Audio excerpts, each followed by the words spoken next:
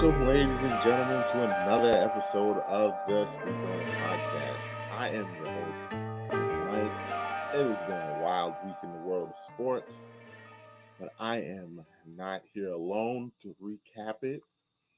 We are running on a skeleton crew tonight, but we're here. It's me, the mad producer, Podcast Poppy, in the building. We preach consistency, Michael. And if I am anything, I am consistent in life with everything that I do. Death, taxes, Dylan and Mike are here. Anthony is out in these streets working or Bunny charading as hopping. working. James has a stomach virus and hope he gets better. Josh has a baby that won't sleep. And Roz has bronchitis, an ear infection. He's in the process of moving. And he's a Jet fan. So let's tie it all Life back. is rough for him right now. Life is rough for Roz right now.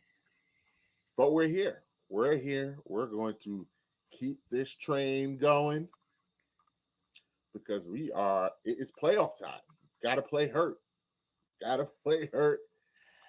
that's very appropriate. We are going to get right to it because we have to. The best quarterback in football is Patrick Mahomes. He is. He's the greatest of all time. We're not there yet. No, he's the greatest of all time. There's no argument about 2023 who the best player in the league is. It is that guy. Because once again, he showed up in a playoff game. He has yet to lose a home playoff. He hasn't played a road playoff game yet. Never has played a road playoff game. He's yet to lose a home playoff game in regulation. He's only lost in overtime. He's never been beaten in regular time. Remember when they changed the overtime rules and we didn't get a single overtime playoff game? Yeah. Not one. Not a single one. Bills fans screaming for an overtime rules change just for them to get waxed by the Bengals and not fucking play an overtime game. And they're going to cry and complain, and they're going to build a stadium with a dome, and they're going to cry and complain about that, and they're still going to get ran off the field. You know what my favorite thing is about, like, we'll get to this eventually, but this is where we and you get to just shoot the shit because nobody else can tell us what to do. Did you see after the Bills lost to the Bengals, how everybody was comparing Josh Allen and Cam Newton? And everyone was just like, yeah, well, Josh Allen is just a stupider Cam Newton. Cam Newton dragged Ted Ginn who had feet for hands to a fucking Super Bowl, and Josh Allen can't go with one of the three best wide receivers in football. The fact that Cam Newton absolutely LeBron James that horrible Carolina Panthers team. That's why it sucks that they lost, because Cam absolutely did God's work. The fact that he dragged that Carolina team to the Super Bowl. They were 15-1. Like, I don't even, looking back at it, how did he and Ron Rivera even do that? Well, that defense was crazy. It was defense was crazy. Kuechly, I don't know how you pronounce it. Luke Kuechly, Josh Norman, what the fuck's his name? Thomas Davis. They had studs up and down that defense. Ron Rivera coached his ass off. And that's when Cam Newton was running over linebackers. Yes. That's why Cam Newton sucks now. Because he was running over guys who are 6'5", 230. Like, it makes me wonder what Cam Newton could have been if he had Greg Roman as an offensive coordinator. Because he would have been exactly what he was. The problem is, he would have been better. Would he have? because Greg Roman doesn't scheme his receivers open. Do you think that Cam is better than Lamar Jackson? They're different. I think Cam is a better quarterback than Lamar Jackson. I think Cam's a better thrower of the football, than Lamar Jackson. The problem is Cam's not as fast. We got to see Cam carry. Yeah, I was to say he's not as fast as Lamar, and he's not as twitchy, but he can run. He can run people. That offense. Lamar avoids contact in a way I've never seen before, and he gets away with it. Cam Newton was trucking Cam Chancellor. That's so. Imagine different the way the Ravens, or imagine Cam in this the Eagles offense. Like that's a terror. That's a terror because Hurts is more of that Lamar Jackson build of avoid the tackle, keep going. Where Cam was, I'm going to fight for extra yards. But Jalen will fight for his yards though, but not the way Cam does. But that's what I'm saying. Jalen will get in there if he has to. Jalen's also not as big as Cam. But that's what I'm saying. Just imagine Cam Newton running the way that the Eagles do. Oh, my goodness. But just imagine Cam with that offensive line, those wide receivers. Well, I would say, just imagine him with A.J. Brown and Devontae Smith. Just one of them. Just one of them. Just one of them. The best player he played with, they got rid of him immediately in Steve Smith. And then Greg Olsen was washed by the time they really got cooking. I think they had one good year together. Cam never got the help. But Cam carried to a Super Bowl and just ran into an all-time defense. He ran into Von Miller and had was an all-time great linebacker. You had two Hall of Fame pass rushers in DeMarcus Ware and Von Miller. And he willed them to that Super Bowl and played pretty damn well. If he didn't play bad. Everybody remembers that fumble. Drop all these fucking passes thrown to him. And I was watching a highlight reel of that MVP year of Ted Ginn dropping 15 passes or something like that in a span of like 3 minutes, all of his passes. And all of them were wide open, like post routes that were touchdowns, like walk-in touchdowns. And he dropped them. I'm like, find me the the passing touchdown number Cam Newton had and add like 10 because he dropped them. And that's what he was dealing with. And they never got him help. They built the Panthers the way the Ravens are building the Ravens, except Lamar can't will this team to be that. And the Ravens don't have the defense that Panthers team had. No, the Ravens defense is really good, but not like that. They don't have the linebackers to do it. Kuechly was a fucking game changer. He was a game wrecker. He was the water boy in the NFL. He retired at 28 years old. Mm-hmm. And then the same year we lost Navarro Bowman. Mm-hmm. And I was pissed. No, Patrick Willis. Patrick Willis also retired. He retired the same year. Or no, in a span of 2 years. Both 28 years old. It was the same. No, it was in a year after. Kuechly retired, then Patrick Willis retired. And I'm like, we just saw two of the greatest linebackers to ever play the game of football retire before they hit 30. Patrick Willis was one of the best players I've ever seen. Before they hit 30. Because they're like, yeah, this game hurts. A lot. Yeah, they're just like, yeah, Josh Allen is just a worse Cam Newton. I was like, facts. Facts. I can see it. Because Josh Allen can't win the big one. We don't know that yet, though. As it's being written right now, can he win the big one? If he retired right now, no. I'm not asking if he retired right now. I'm just asking the story of his career. Can he win the big one? Right now, no. QB3. He's behind Burrow and Pat. Remember when I said that after the game and you guys told me I was crazy? You're like, no, Josh Allen's still 2. I was like, no, he's 3. QB3. You went on a rant that he could be 1. He could if he would have beaten the Chiefs. It's a conversation that has to be had. It's not. It is. It's not. It is. We saw why it's not. We saw why it's not. It's not. Joe Burrow's not playing. They lost that game. The best elevated his team and dragged them on 1 foot. He played great, but let's not sit here and act like he absolutely played great. He played great, but He Joe had Burrow no that was receivers, unbelievable. That I no will give Patrick receivers, Mahomes a ton of credit on. He one made leg, Marquez Valdez-Scantling look unbelievable. look Sky like Moore played look like like Juju Smith-Schuster out there just cooking Eli Apple, cooking him, cooking him. what is that saying? Hey, He's just doing what Pat, everybody else does to Eli Apple. Patrick was out here doing everything in his power to drag them because I don't know, I'm sure you know this. By the second half, it became quite apparent what Cincinnati was doing. We're gonna double and triple team Kelsey and dare you to beat us with any of these bums out here.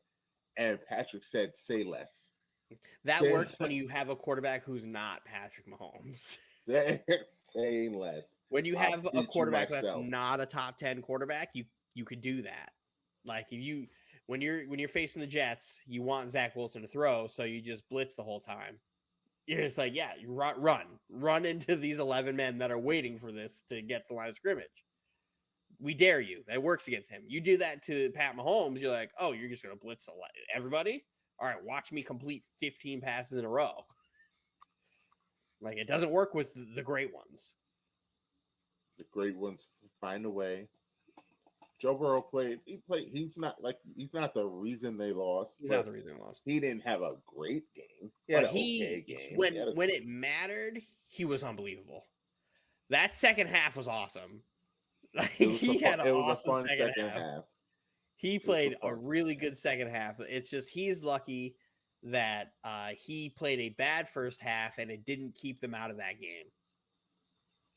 It's just one of those things where it's like when you have a great quarterback, you're in the game.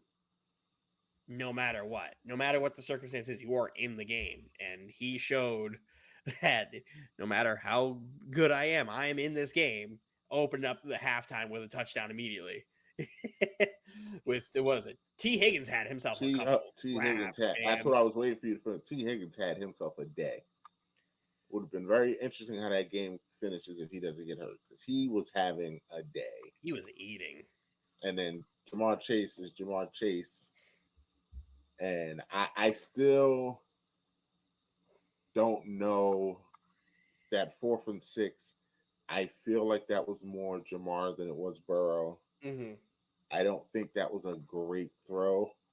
I think it's a great throw when you have Jamar is what 6'4", 6'5". He's like 6'3". But he has hops. He's shifty. He could go and make the play. He went up there and high pointed the shit out of that ball. And I mean that was a great catch. Great catch. Mm-hmm. So I mean that's the one. Those Bengals receivers were just that second half. They were just both just like head top. I'm grabbing everything. I felt like there was leaks in the dam, and it was just leaks in the dam, and it was just like you could just feel that the Chiefs need to do something because this is going to break soon. But, and then I will tell you this, like we said last year, Aaron Donald. That's what Hall of Fame, that's what elite D linemen do. Went out there and wrecked the game.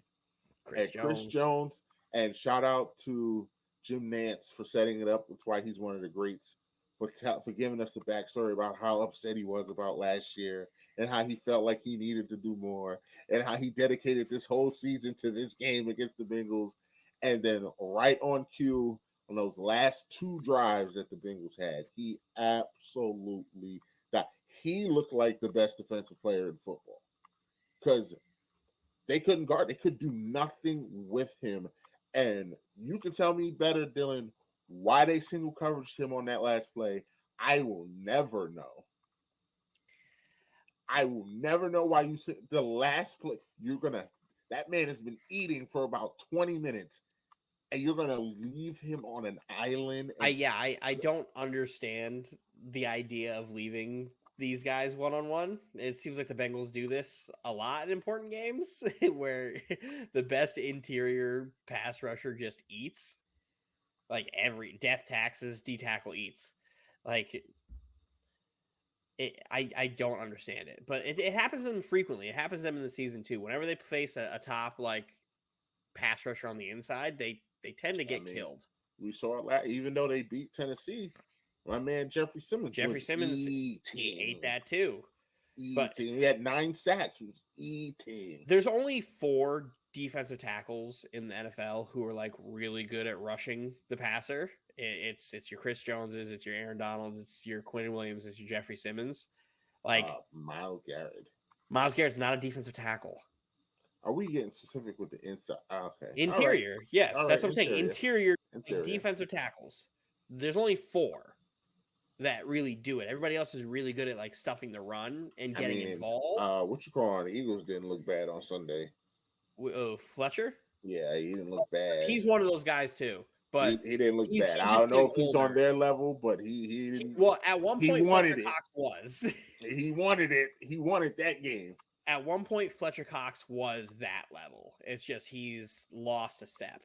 He's old. That's what I'm saying. And that's no disrespect to Fletcher Cox. It's just he's not in that elite anymore.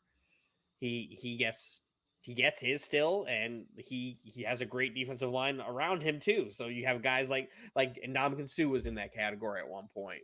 What's his face from the Bengals that used to be there? Gerald McCoy, dude. Ndamukong Suh, Gerald McCoy, fucking the dude on the Bucks. What the fuck was his name? I'll think of it later. But like, there was a whole era of those big dudes in the middle who just could do it, but not the level that Donald Jones. Yeah, there was a whole era of those dudes, but now they're just getting double-digit sacks, which is insane. Well, you had between Quinn Williams and Chris Jones, that's like 25 sacks on the season between the two of them. Wow. But like, I just don't get how you could see Chris Jones as like the game wrecker and you just let him wreck the game. I don't get it. And like, he's the best D lineman they have. Like, he would be the one that's on your scouting report. You have to talk about that man. And in the biggest moment of the season, you single coverage him. They got what they deserve. Unless there was a stunt on the other side, that's the only thing I could think of as to why he was single covered. I mean, if there was go back and look, but he sacked Burrow so fast. I mean, it was hike pancake. Like, it was. Shout out to him though, because that was a play right there. And then Patrick Mahomes promptly got the ball. Oh, he was just one-on-one. Oh, I got it. Yeah, just one-on-one. Like, there was nothing. He did off. Oh, now it's supposed to load. I'll have it up in a second once Twitter decides it wants to fucking load. Yeah, all right. Present, share screen. Who knew Steve Nash was the number 15 pick? All right, so Chris Jones is on the edge here. Actually, they swapped him, and that's Lael Collins. Yeah, still get out the way. Get out the way. 8 sack. Like 3 seconds. 3 seconds. Goodbye. Good night. Have a nice day. Like literally off the jump. He never lost this rep at all. No, looks like bam. Thanks, internet, Comcast. Fucking losers. He never lost a second of this rep at all. So kudos to him. Unbelievable game. I'm interested in see because the Chiefs typically don't do a good job of getting pressure on quarterbacks. Like Spags usually styles up blitzes and has to be creative with it. The one way you're going to put pressure on the Eagles is on the inside. You have to get them on the inside because their tackles are unbelievable. Kelsey's great, but their guards are their weak point of their offensive line. You have to try to find the sweet spot where you can attack a guard, pressure Hurts up the middle, and keep him from running. That's the only way the Chiefs are going to have a chance. Well, obviously, you all have Mahomes, but Patrick Mahomes took this team down the field, waited until the last. Do we want to? I wish Anthony was here so he could talk about his nonsense conspiracy theories. We need to get the X-Files sound for him when he starts these conspiracy theories. Every time a team loses, he's like, "Oh, they're rigged is trending." I was like, "Yeah, because fans of that team and people who gamble, Are like mad. gambling is legal now in most states, so like people will say shit's rigged because they just lost money. Mm-hmm. It's just how that goes." It was a weird communication error by the officials, but I mean, it happens. And Patrick Mahomes still made the play. Like, regardless, Cincinnati did not get the stop. Patrick Like Mahomes ran. they said, they're like, "Oh, that last play where Mahomes rolled out was a clear hold," and I'm like, "You do realize that there was a roughing on like unnecessary roughness penalty on the same play? It would have canceled out. They would have canceled each other out, and you either would have repeated the down or you would have declined. Like you would have given them another opportunity. So it doesn't make too much of a difference." And then it's like, "Oh, it's rigged." Like we did just watch Chris Jones just obliterate the right tackle to fucking sack Joe Burrow with 39 seconds left on their last drive of the game. Like, we didn't just see this man push back Patrick Mahomes when he was out of bounds. Like, we all saw it. I We didn't saw it. watch Joe Burrow come out of halftime and just tie the game. Or even the intentional grounding. I said it live while it happened. Me and you say it at the same time. We both text a group chat. We're like, "Yo, that's that's intentional grounding. That's well, you can't do that. That's bad." People were saying, "Oh, that's not grounding." No, that is absolutely grounding. Absolutely grounding. Like, what are we doing here? Why are we acting like it's not? I know we have money on the line here, but it doesn't mean we have to ignore football. Exactly. That's you, Michael. You ignoring that fumble against Tennessee. That wasn't a fumble. It was a fumble. It's not a fumble. I've seen that play now 2 or 3 other times in these playoffs. The exact same play called the opposite every time. That Brock Purdy play, that was a fumble. That was not a fumble? It's not the way it was interpreted to me. And it's not how it was explained to me when I watched my team do it. I don't understand how, but again, guess what? That Brock Purdy play ended up being a fumble. FYI. Like, put the Titans glasses down for a minute. Put the Titans glasses down. Fumbles are fumbles. Fumbles are fumbles. You get hit and the ball goes in a weird direction. The ball doesn't go in the same direction that your arm goes, because that would mean that you were throwing the ball. You lost the ball before you could throw the ball. Like, the ball could still go forward if you lose the ball. You do know that, right? But if you're in a throwing motion, then it is a you could still lose the ball in a throwing motion. What are we doing? No. You can't lose the ball in a throwing motion if you're getting hit. If you're getting hit going like that this, ball come out as like. But you have the grip on the ball. But you did, but he lost the grip. You lost the grip, Michael. It is an incomplete pass. We've seen it. If you're doing this when you get hit, you're making the passing motion. And I disagree. Ask for the refs to be more consistent then. Because I am the model of consistency. Because when that happened in that other game, you said, "Look, Dylan, not a fumble." I was like, "Well, I thought it was a fumble. I still think it's a fumble. I think the refs got it wrong." Mm-hmm. But it was called differently. Consistency, Michael. We don't get it. These referees do not do it. Titans hate, right? Everybody wants to hate on the Titans. Nobody fucking They do, because we're boring. We're from Tennessee. We don't have a sexy quarterback. Yeah, we're boring. Nobody wants to see us. Everybody wants the golden boy, the new hot thing. Trevor Lawrence, Super Bowl winning quarterback, Peterson. That's who we want. We want that. We want to say Duval. That's what we want. That's what we want. We want to see the tall blonde guy against Joe Burrow. That's what we want. That gets the people going. That's what we want. We don't want to see Ryan Tannehill. We don't want to see the Well, Titans fun fact, you run wouldn't the have seen ball. Ryan Tannehill anyway. We don't want to see the Titans run the ball 25 times. Nobody I wants have to no see problem watching the Titans run the ball it. You 25 don't want to times. see that. The NFL does. The NFL Absolutely. loves Derrick Henry. When Derrick Absolutely Henry's not. doing Derrick Henry things and they get to say tractorcito when he's running people over, the NFL loves that. Not in the playoffs. Absolutely playoffs. Not Gotta make it there, it's though. quarterback. They absolutely don't. Did you know that the team that wins the run differential wins the game? Most of the time, yes. In all but one game? Maybe that is in the Titans' favor. What was the one game? What the fuck was it? Was it because who the fuck was it?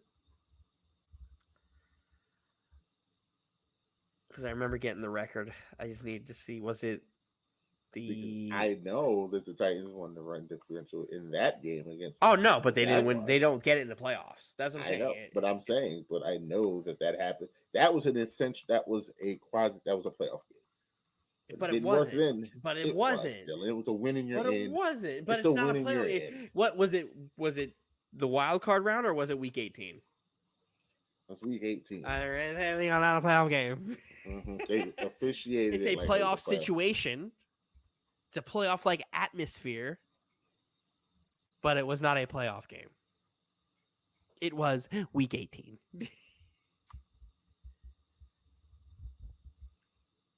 Anything to get your stat across. I just present stats that are factual, Michael. A game that is like a playoff game is not a playoff game. Nonetheless, Chiefs win. Chiefs win in a great game, much better than that other piece of shit game that was played earlier. We'll talk about that game in a second. Before we move on to that game, I just want to point out, as I did in the chat, how I absolutely love Kansas City talking their shit after the game. Oh, absolutely. Absolutely love them rubbing it in the Bengals' faces and yours. Burrowhead. Burrowhead. This is Sparta. This is Travis Kelce was awesome. Amazing. No, to the mayor of Cincinnati, know your role and shut your mouth, you jabroni. Shut it up. These are the champs. Patrick Mahomes' dad speaking full on like Southern trucker. We smoking on that Burrow pack. That Burrow pack. It was great. I love that the Chiefs took that so personally because I also thought it was insulting. Once the mayor of Cincinnati came out and said that, I was like, oh, this is bad. I just didn't want to say that in the chat because I got to be consistent. Mm-hmm. But once I heard that, I was like, nope. This ain't it. You can't have the mayor doing that. And then Patrick Mahomes goes to the press conference. Yeah, man, the mayor called me out, man. What am I supposed to do? Go out there and ball. That's what you're supposed to do. On one leg. Go Mahomes. With that, shout out to Andy Reid, who gave a real interesting post-game speech also. But doesn't matter. Job's not done. Advance. The atmosphere was amazing in Kansas City. As Dylan stated, much different kind of game happened in South Philly. That game was a piece of shit. That game was over at about the second quarter. That game was over by that game was over at the first quarter once Brock Purdy fucking got hurt. That game was over at halftime because San Francisco still came down the field and scored. Christian McCaffrey was doing that grown man run. He was doing that thing that he used to do in Carolina where he just says, fuck it, I'm going to drag this team to the finish line. And it looked good. And then in the matter of about 5 minutes, it just completely fell apart. Jalen Hurts led the Eagles no. You are not doing that. You are not doing that. Breaking drive that included multiple penalties by San Francisco to the point where in the chat in real time, I asked Dylan, were the Niners being too aggressive and do they need to fall back? And just, yep, that's the No. exact thing you said. No, they're fine. No, I don't They're think they fine. needed to. The problem is that face mask is bad. The problem is they had 3 straight penalties involving hitting people in the head. So it's like you could be aggressive, but why are you can't touch these guys' helmets? Why are you doing that? That's not even aggressive. That's just being stupid. They're so hyped up that they're being stupid. Yeah, but it's like you tell them to tone it down, your chance of doing anything now stops. It's not like they were doing a great job of stopping you anyway, because in that, like, they lost Fred Warner and Nick Bosa in the same drive to start the game. Everybody was in the blue tent for San Francisco this game. Every single buddy who was like worth a damn visited the blue tent over there. And it's just like you couldn't do anything about it. You couldn't do anything about it. It's not like you could have listened to the stat line, right? Jalen Hurts had a QBR of 64 of throwing the football. He could have not played, and they still would have won by like 20 something. No. Yes, they won 31-7, right? If Gardner Minshew plays that entire game, they probably win 17-14. Why? But why? But they didn't win because of the he's quarterback. not They won as because good they ran as the Jalen football. Hurts. He's not as good as Jalen Hurts. But Jalen Hurts wasn't good. That's the thing. He wasn't. He didn't. He was bad. He wasn't. Mike. He had one bad throw. You couldn't wait to just feast on that one. No, because you were doing that thing where you overrate it. You couldn't wait to tell me. Let me read you off this stat line and tell me how great this is, right? And then I have the eye test to it because I watched that whole game. He was 15 for 25 with 121 yards passing on a 4.8 average. Rushing, he had 39 yards and a touchdown on a QB sneak. Right? Mm-hmm. What's great about that? Nothing. Nothing is great about that because they ran the ball 44 times. They ran the ball 44 times. So, like, this game isn't like nobody, like, the defense led this game. The defense did everything in this game. The Eagles' defense won that game. You could have not played a quarterback. That's how good that defense played. You could have had Kenneth Gainwell running Wildcat the whole game, and they would have won. It would not have been the same because, as you said, you watched the game. Jalen Hurts was making very good and very big plays. He made a few drive-saving continuing plays. Is it really a drive-saving play when you know that the Niners can't throw? Drive?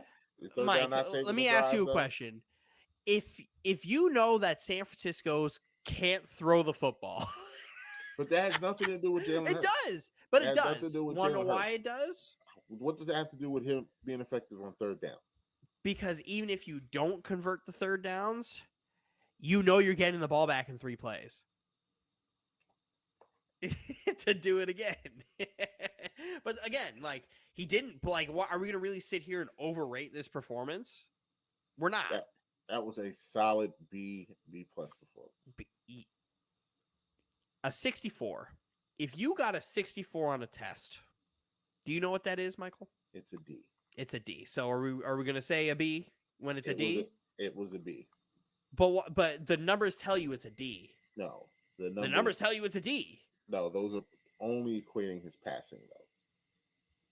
I'm sorry. Let's go back to his rushing. But again, look. So, do you have the advanced stats up there? What stats are you looking for? For how he performed during third down. Tell me what he was doing on third down. Because team stats. That is saving drives. That's continuing drives. They were 5 for 15. And those are big plays. Check out the second quarter. Can you break it down? Because the second quarter, besides the dumb penalties, I saw Jalen Hurts continue to move that ball. They converted on 33% of their third downs. So what is that? 2, 3. That's a third of their One third out downs. of 3. I mean, they had. I saw them convert more than 1 third down in the second quarter. No, they had total. I'm talking about for the game. It doesn't break it down to the second quarter, but as a whole, they converted on a third of their third downs, and then they got all of their fourth downs because they were all 4th and 1, which is great. No, like they've mastered the QB sneak to a T. Like this stat that I was throwing around throughout the season, I was like, it's a 98%er. Comes from them. It comes from them. It's a 98% success rate every single time. They are very, very good at it. They mastered it. It's not even they're good. They mastered it. Jalen Hurts is very good at it. Again, why are we giving Jalen Hurts the credit on QB sneak when that's literally 90% linemen? Not if you pick the wrong gap. It's designed. You have to. They block a certain way, and then when depending on the defense that you're played, there's going to be a side. I've seen guys pick the wrong gap, though. No, yeah, absolutely. But when you practice the QB sneak the way Philly practices it, you should know how to do it. But when you have guys, we just saw Baltimore blow it. We just saw Brett Huntley. We just saw that. I just saw. But they also don't have the level of offensive linemen that the Eagles do, where Jason Kelce can break down everybody's job on a QB sneak and where the gap is every time just by looking at the defensive line. Every time. You know where, if you see what side is being hedged, you know where your gap is. Like when you practice the QB sneak, it is what it is. I will give Jalen Hurts credit for like having a great year this year. I'm not going to give him credit on the QB sneaks. That's silly. I'm going to tell you that he won the game. The defense won the game. Jalen Hurts did not play bad, and he was a reason that they won. He wasn't the main reason, but he was a reason that they won that game. Jalen Hurts did not turn the ball over with hot cocoa in his hand all game. Instead of throwing the football, just drinking hot cocoa back there, knowing that there was zero threat on the other side. Once they put up their first points in the second, like once they went up 21-0. How did that first touchdown happen? Off of a catch on Devontae Smith on 4th down that wasn't a catch. Did they call it? Oh yeah, Nick Sirianni did that thing where they ran down the field and handed the ball off before they could do it. Because when you review the tape, that ball was wobbling. And I said immediately, I was like, oh, that's a great catch by Devontae. And then, because that was not a good thrown ball either. But that was a great catch, though. It was an unbelievable catch. That was more Devontae than Hurts because he had to reach in front of him and haul that back in. But again, it wasn't a catch. But in real time, I was like, holy shit, that was a great catch. And then they reviewed it and were like, oh, man, that's not great. And then they immediately came in and handed the ball off, and they ran the football into the end zone. And then they did the same thing in the second quarter where they ran the football in the end zone. And then they're a great running team. But that's what I'm saying. They absolutely can throw the ball. And Jalen Hurts I'm not saying they can't throw the ball. I'm saying this game by himself. This game right here, it didn't matter because there's no threat of the offense scoring on the opposite side. And you know that your defense is making their life so hard that like you could just sit there again, and Jalen Hurts could have sat back there in the pocket because there was no pressure all fucking game. No pressure. He could have sat there with hot cocoa, wasted 15 seconds, and walked to a first down. That's just the way the game is going. Where I disagree with you is the way Philly's defense played has nothing to do with the offense. Like they're not out, it puts the offense in a great situation. They're not making plays. They injured 2 quarterbacks. No, I'm saying they're not making plays for the offense. The offense still has to go out there and execute. They still have to do things. They can't just stand there and not do anything. They have to get these first downs. They still scored all those points. Like they did that thing you do in Madden. You double click the right stick and just hit shoe clock to get the game over with. And it just so happens in the second half, they got that one touchdown and then just continued to do nothing the rest of the game. Because that's literally what happened. They scored in the third quarter and then they scored a touchdown and then they didn't do anything else in the fourth quarter where they decided to kick a field goal. But like this game, this is one of those games where it really didn't matter who your quarterback was because of how effectively they ran the ball. They ran it very well. They ran it down the San Francisco's throat. 44 times they ran the ball. And it didn't matter because Miles Sanders got himself a touchdown. Boston Scott got himself a touchdown. And then insert Philly quarterback who could run a QB sneak in there on the 1 yard line got a rushing touchdown. This is one of those games where it's like, you could say, I will hate on Jalen Hurts throughout the season and be like, you could play Gardner Minshew and they probably would have won. You could have played anybody in this game.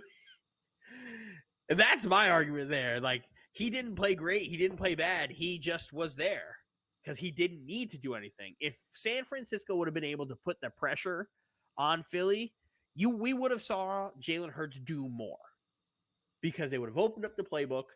They would have tried to get these guys open, and they would have just kept it pushing. They would have just kept scoring on. They would have decided to pass the football because they came to a point where San Francisco was just run committing. It opens up the game. When you run the football 44 times, you complete 15 passes, and your quarterback doesn't need to be good, doesn't need to be great. He just needs to be there. That's the optimal way to win. That is literally the optimal way to win. But I'm not going to give a quarterback credit for just being there. If this was one of those things where it's like, oh, San Francisco scored a bunch of points, and they made it a good game, and Jalen Hurts fucking was...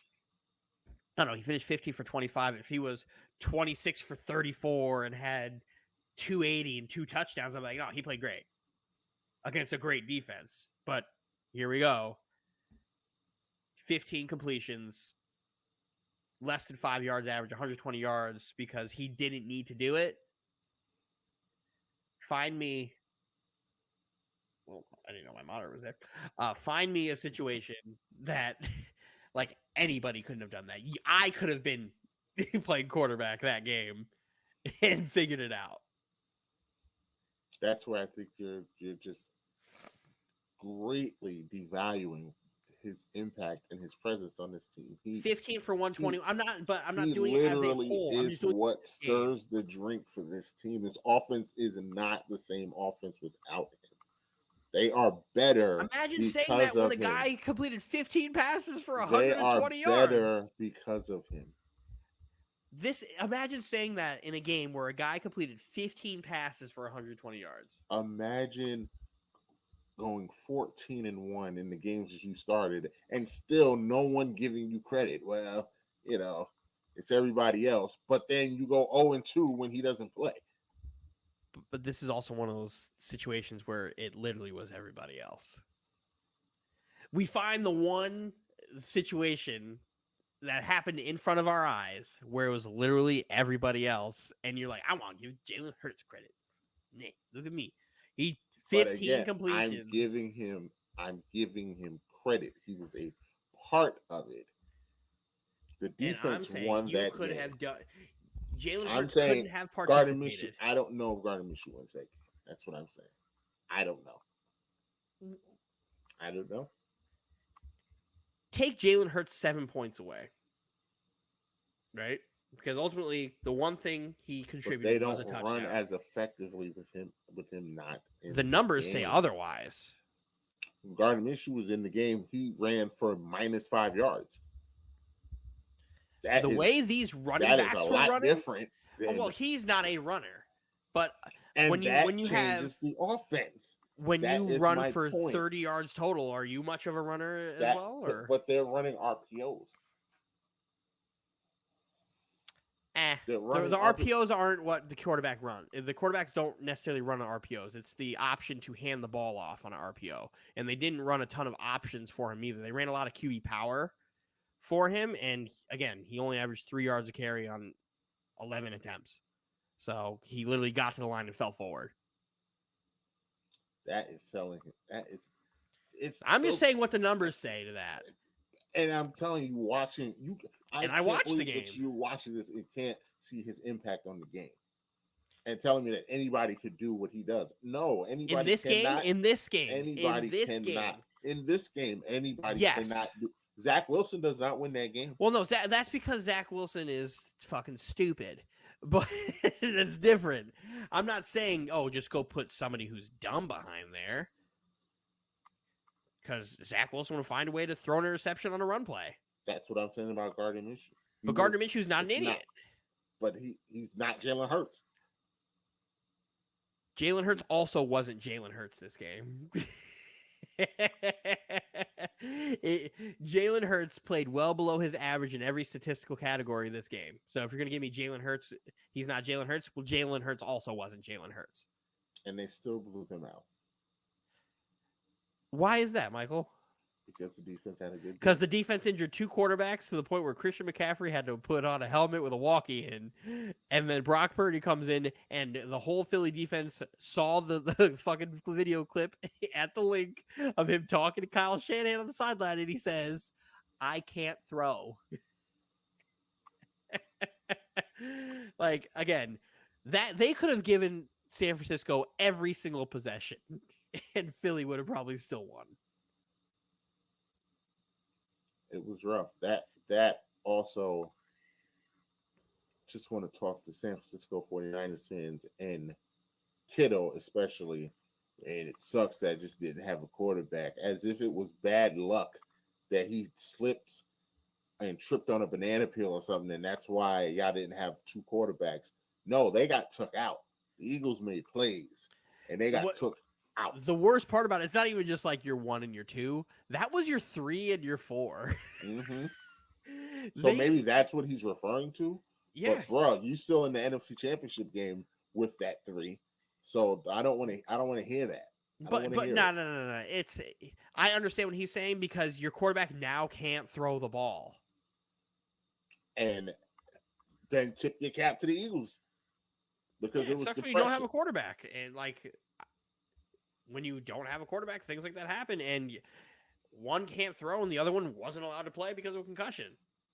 So yeah, I'm glad they didn't let him back in, because that would have been nasty. That looks bad when he went down. That would have been nasty, but it's like, you might as well have just had Christian McCaffrey play quarterback the rest of the game, because all they did was just hand the ball off. It's one of those situations where it's like, yeah, we are not playing great. Our defense is just giving up penalties. Our offense can't catch a break. Just just knee and put on shoe clock. That would have been better. That would have gotten the game done a lot faster, because that was a miserable game to watch. Nonetheless, Jalen Hurts and his horrible singing of the Eagles fight song will be moving on to Phoenix. Shout out to Brian Dawkins presenting the NFC Trophy to one of my favorite safeties of all time. Weapon X. Love B-Dawk. Eagles moving on. Fly, Eagles, fly. They will be there in Phoenix. One of the easiest roads to the Super Bowl imaginable. And they will be dealing with a tough one. They will be dealing with that slander for the next 2 weeks. But Mike, is it not? Well, you're not the only person saying it. They haven't played anyone. Anthony agrees with you. That should tell you where you stand. Well, I don't want right Anthony now. believing with me. I don't want Anthony like agreeing with me at all. But like, he quickly turned real quick. Very on quickly. All that once he's come to the realization. But like, here's the thing. I said they haven't played nobody, but I acknowledge that the Eagles are good. That's the difference. And I've been saying that all year. I was like, they haven't played nobody, but I think this team's good. But again, every time I see them play a fucking good football team, something fucking happens. And I never get to really figure it out. So if they go into the Super Bowl and something happens, like Pat Mahomes already injured.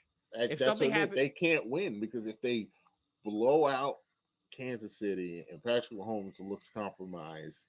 No, I'm not saying he looks compromised. If he gets hurt in the Super Bowl, they just can't get no credit. Then it's just like, you're gonna call it a bubble championship. You're gonna just say put an asterisk. You're gonna say put an asterisk next to the Super Bowl. No, I would never do that. I would never do that.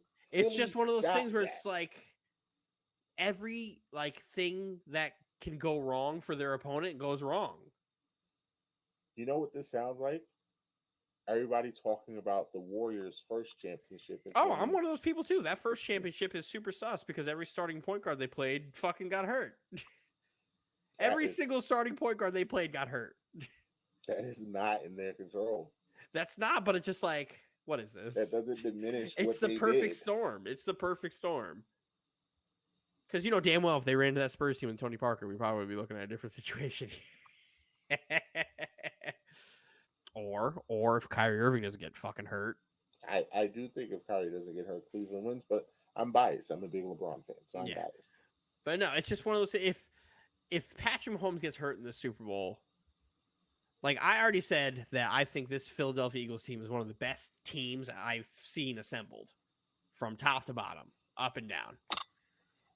Like that still will be the case. It's just when I refer back to the Super Bowl, I'm like, well, they played the fucking Giants and then they played San Francisco and they hurt everybody. Everybody couldn't throw the football past the second quarter. And then Patrick Mahomes like died. So like, how am I supposed to evaluate this team? And then next year, Lane Johnson's going to retire. Jason Kelsey's going to retire. And Ndamukong Suh and all those older guys are probably going to be out of there. And then it's going to be a completely different team again. And it's like, oh, all right. Now what? And they'll still be fine because they still have a shitload of picks. They have a shitload of picks, but you lose 2 Hall of Famers on your offensive line, a potential 3 Hall of Famers on your defensive line as well.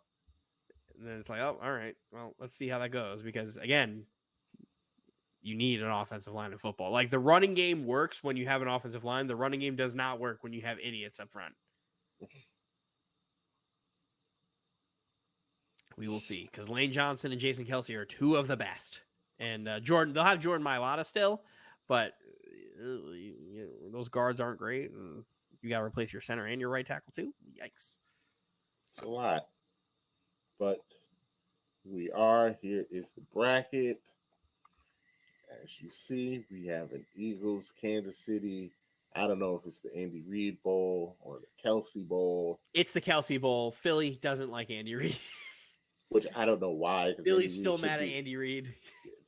Andy Reid should absolutely go into Philly's Ring of Honor or whatever the Eagles want to call it. He absolutely should be there because that franchise is a nothing franchise until he got there. I mean, to be fair, they were a nothing franchise with him there because they didn't win anything. You would kill for the success Andy Reid had. I'm not saying I wouldn't. Okay. But I'm saying let's not act like they had Andy Reid for fucking ever, and then they won the Super Bowl without him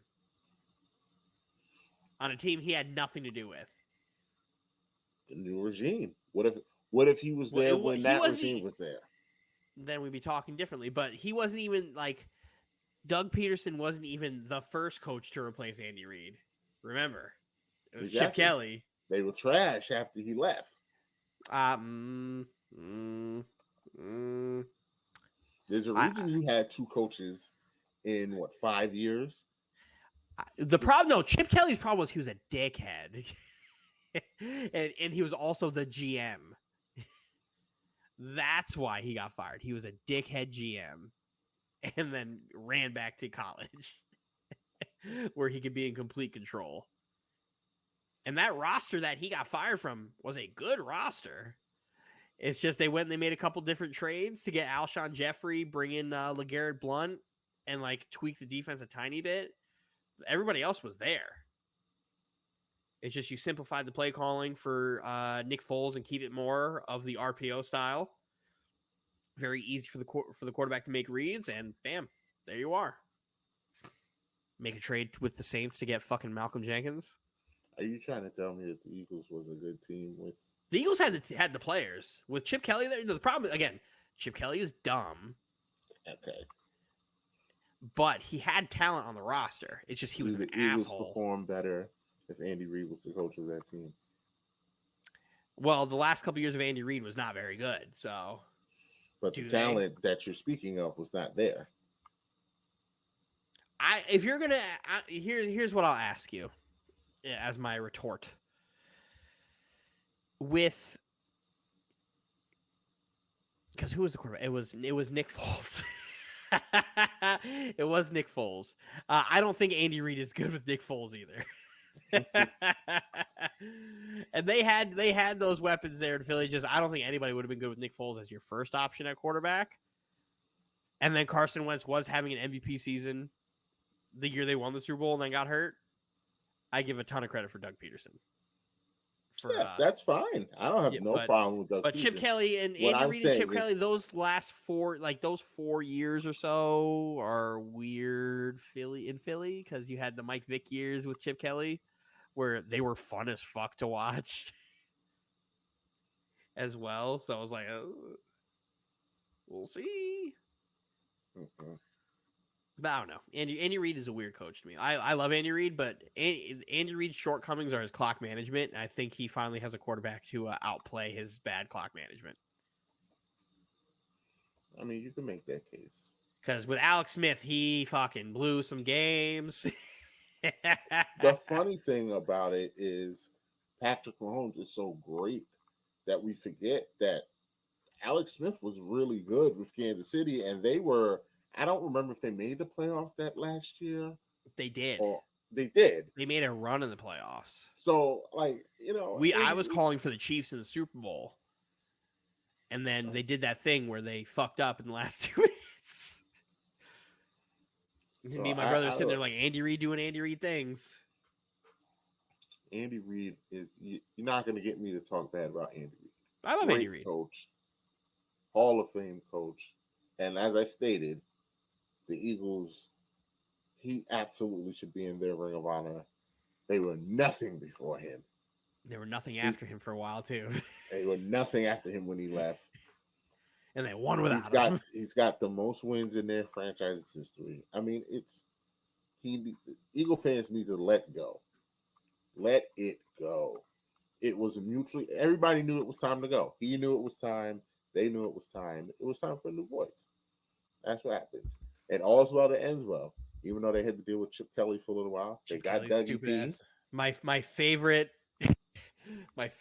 sport fan video of all time, EDP 445. Chip Kelly, what the fuck is up, cuz? Yeah. They was able to get Dougie P. They did a little Philly special. Beat Tom Brady. Made my night. Fuck Tom Brady. Had Kevin Hart drunk on NFL Network, which was classic. Can't hoping for a repeat of that because that was hilarious. Nope. I know he's older. He's learned now, so we think. Yeah, right. And Andy Reid went to Kansas City and walked right into Michael Jordan. I mean, he didn't walk into him. They did trade up to get him. Andy Reid, I don't know if he knew he had this, but he knew Patrick was a little different. And Andy got his Super Bowl, and we were all happy for him. And we all almost shed a tear for him. Yeah, because they were robbed the year before. They were. Ugh, fuck Tom Brady. I should have watched Patrick Mahomes playing 3 straight Super Bowls. Mm-hmm. I should have. Speaking of that guy, we got to rejoice one more time. Groundhog Day. Woke up and I've retired for real this time. There he is. Oh, there it is. Good morning, guys. Pussy. I'll get to the point right away. Punch me in your fucking face. Iron. We're good. I know the process was a pretty big deal last time, so when I woke up this morning, I figured I just press record. As if you woke up today and decided this. I won't be long-winded. You only get one super emotional retirement essay, and I used mine up last year, so I hate you. Really, thank you guys so much to every single one of you. Not me. For supporting me, my family. You're a cocksucker. I hate friends, you. Teammates, my competitors. Fuck you. I could go on forever. There's too many. Go be a Thank dad. you guys Fucking for allowing me loser. to live my absolute dream. I wouldn't change Cry about a it. thing. Pussy. Love you all. Cry about it. Like, what is this? Guys. Like, is he sitting here on the beach just like, Woe is me, I have to retire. I'm going to retire. You know what? I'm going to do it. Let me hit record on the phone. I'm going to do it right now. I'm going to speak from the heart. I'm not going to write anything down. Your agent told you when you woke up, you got to go say something. You got to go do something. This is a week after this motherfucker was doing some podcast, and he's like, I don't fucking know what I'm going to do yet. Cursing out Jim Gray, which was awesome because I hate Jim Gray. But cursing out Jim Gray for just asking, hey, Tom, you know what you're going to do yet? Which, the funny thing is, I understood because I don't like Jim Gray. And I absolutely, Dylan, we do a podcast here. We talk before the show starts. I know for 1,000% fact that Jim Gray asked Tom Brady that before that podcast started. And Tom was probably like, I'm leaning this way or not, but I don't know yet. I don't want to get into it. He was looking for a gotcha moment. I don't want to get into it on the show. And then Jim Gray promptly, what was that, Tom? Do you know yet? Shut the fuck up. My favorite moment of Tom Brady's retirement day was the Pope. Mike Francesa going on first take and obliterating Tom Brady's career. And I was like, funny. Yes. Let me just quickly give you guys an origin story about this podcast. And Mike Francesa and Chris Mad Dog Russo are I will not never like. They are 1,000% the reason that I wanted to do this. I wanted to be them. That's what I wanted. When I was younger, there was nothing better than listening to them talk. And Mike Francesa was my guy because I thought Mad Dog was annoying then. He's annoying now. But I thought he was annoying and he just rah, rah, rah, rah, rah. And Francesa hit you with the facts, calm, and to the point. Dylan, have you ever heard that phrase, never meet your idol? I have. Because now that I am older, and I think it's safe to say, Dylan, we can say this with our chest. We're in the business. We're in the game here. Yeah, we're in the game. We're here. Now that I'm older and I'm in the game and I listen and watch, he's not that good. He's not aging well. He's not aging well. If we were where we are now when they were prime, like I used to listen to Mike and the Mad Dog with my stepdad on the way to school in the morning at 8 years old, mind you. So I was in it. I was in it there. And it seemed like it was so much better than what we currently have. And maybe it's because Francesa is like 90. 90 on his deathbed, trying to still like live in those glory moments. But man, he's got some bad takes, but his Tom Brady stuff was spot on though. Spot on. I can't be mad because I was watching and I was like, I was just getting mad, just him there. I was just like, you look old, you look decrepit. Like, what is it? At least look at Dog. Dog still got energy. He still go toe to toe with Stephen A. every week. Because Dog's still on the radio. Like, what are you doing here, Francesa? And then, like that old veteran that can still give you that one good game out of nowhere. Here he come off the cuff. Tom Brady, the breaking news, because Brady did this at like 9 o'clock in the morning because, of course, he wants to dominate the sports talk for the day because that's what selfish people do. And I'm sure Aaron Rodgers will be doing something like this soon because that's what selfish people do. But Francesca just comes and Molly, I don't even think Molly knew how much of a Magic Johnson alley-oop pass she threw to him. But boy, play the clip, Dylan. He just went off. He wasn't great in college. He lost his job, which is what fueled him his whole life. He's the most competitive person anybody's ever met. And he worked harder than anybody ever to be this good. He made himself this good. He didn't start out that way. He was drafted late. He had a terrible body. It took him time to do it. Now, I'm going to throw a little, oil on the ceremony. Okay. He's not the best regular season quarterback I've ever seen. Peyton Manning was. He's not the best Super Bowl quarterback who ever lived. Joe Montana is. What he is, though, is the guy who played the longest, and he won the most games. He won the most Super Bowls. So he will be remembered because nobody's going to play 23 years, and nobody's probably ever going to have a chance to win that many Super Bowls. It's almost impossible to do. He was in the right place with the right coach, and he was that competitive. But let me say this. In the Super Bowl, just take the Super Bowl performances. Nobody ever has competed on the level Joe Montana competed on, not even close. And in the regular season, I watch every game in the regular season. The best down-to-down, Sunday-to-Sunday quarterback I've ever seen regular season was Peyton Manning. I have to say this to you, Mike Francesa. Let me tell you something right now. Initially, when you said that, I was going to say, what blasphemous rhetoric is coming out of this man's mouth? But as I think about it, I'm like this. He's right. Hey, he's 100%. He wasn't the greatest regular season quarterback, and he wasn't the greatest Peyton Super Bowl Manning quarterback. won- So I sit here and I immediately start doing this hate thing that I do when it comes to Tom Brady. I see this, I'm like, Tom Brady's the greatest game manager of all time. He's not even good. I wouldn't go that far. My hatred He's for the Brady greatest doesn't game run manager that of all deep. time. Think about it, Mike. His first couple Super Bowls, he was saved by his defense and Adam Vinatieri, the greatest kicker of all time. Fuck you, Justin Tucker. I don't care. And then he had the Tuck rule, and then he always had elite defenses. He faced the Philadelphia Eagles with T.O. playing on a broken fucking leg. He played against Jake Delhomme and the fucking Carolina Panthers. And they still almost beat him. And they still almost beat you because you sucked. You were a game manager at the time. You go in the second half of the aughts. You were cheating. Then you don't win for 10 years because you're cheating.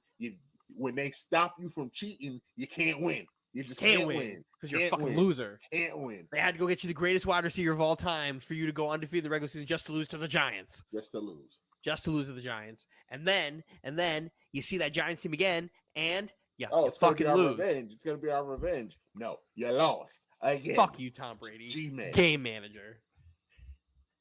Immediately started doing this. Then it took Pete Carroll doing the dumbest play call in NFL history. The dumbest play call in NFL history.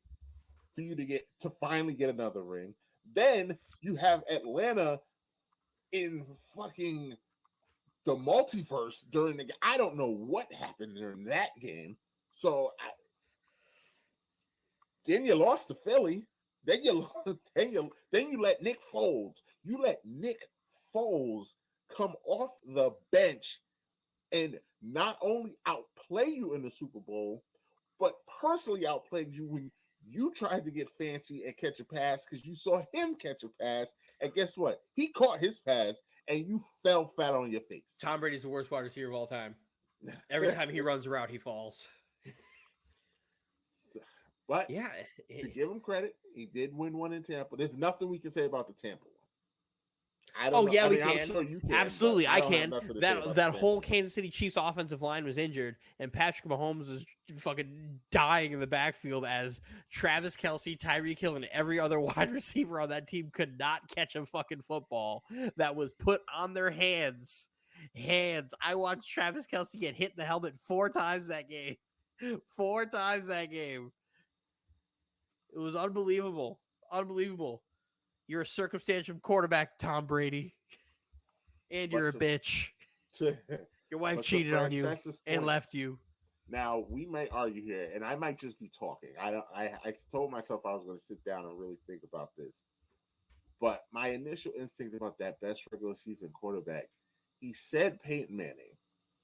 And your gut wants to say Peyton Manning, but for some reason, Drew Brees in the regular season was something. The way the Saints used to run up and down the field. That was only for actually, if you take a look at those numbers, it was a 4 or 5 years. Peyton Manning did it every year. You know better than anybody here, Michael. He did it every year. And that's why I could be biased because I will admit I'm not the like Drew Brees. Drew Brees' run from like 08 to like 13. I would say 15 maybe. Because he started getting he just retired. He just retired, but he also had years where he was hurt, didn't play the whole season. Like his run like died for a bit, and then he had the revitalization towards the end of his career again, where he was having these fucking crazy years and then losing in spectacular fashion, just year after year after year. Gut wrenching. It made him quit. I really well, I mean, no, his he was last cooked. year he was trash. He was trash his last year, but that could be because of them losses. That take a lot out of you. Yeah, they took his arm strength.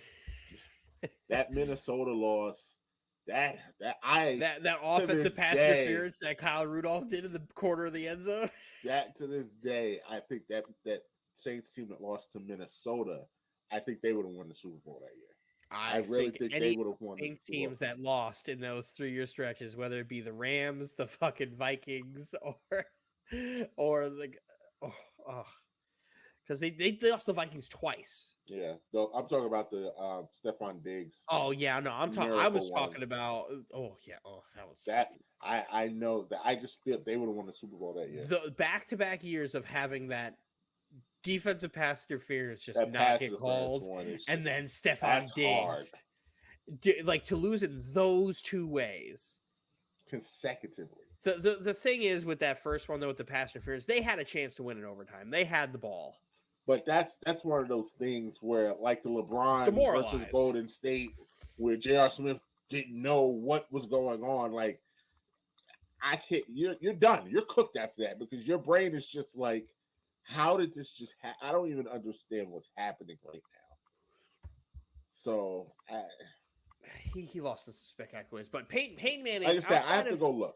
Because you're probably right. It's probably still Peyton. Mike, I'm not gonna sit here and say like I know I'm right, but I absolutely know I'm right here. I remember being terrified of Drew Brees, though.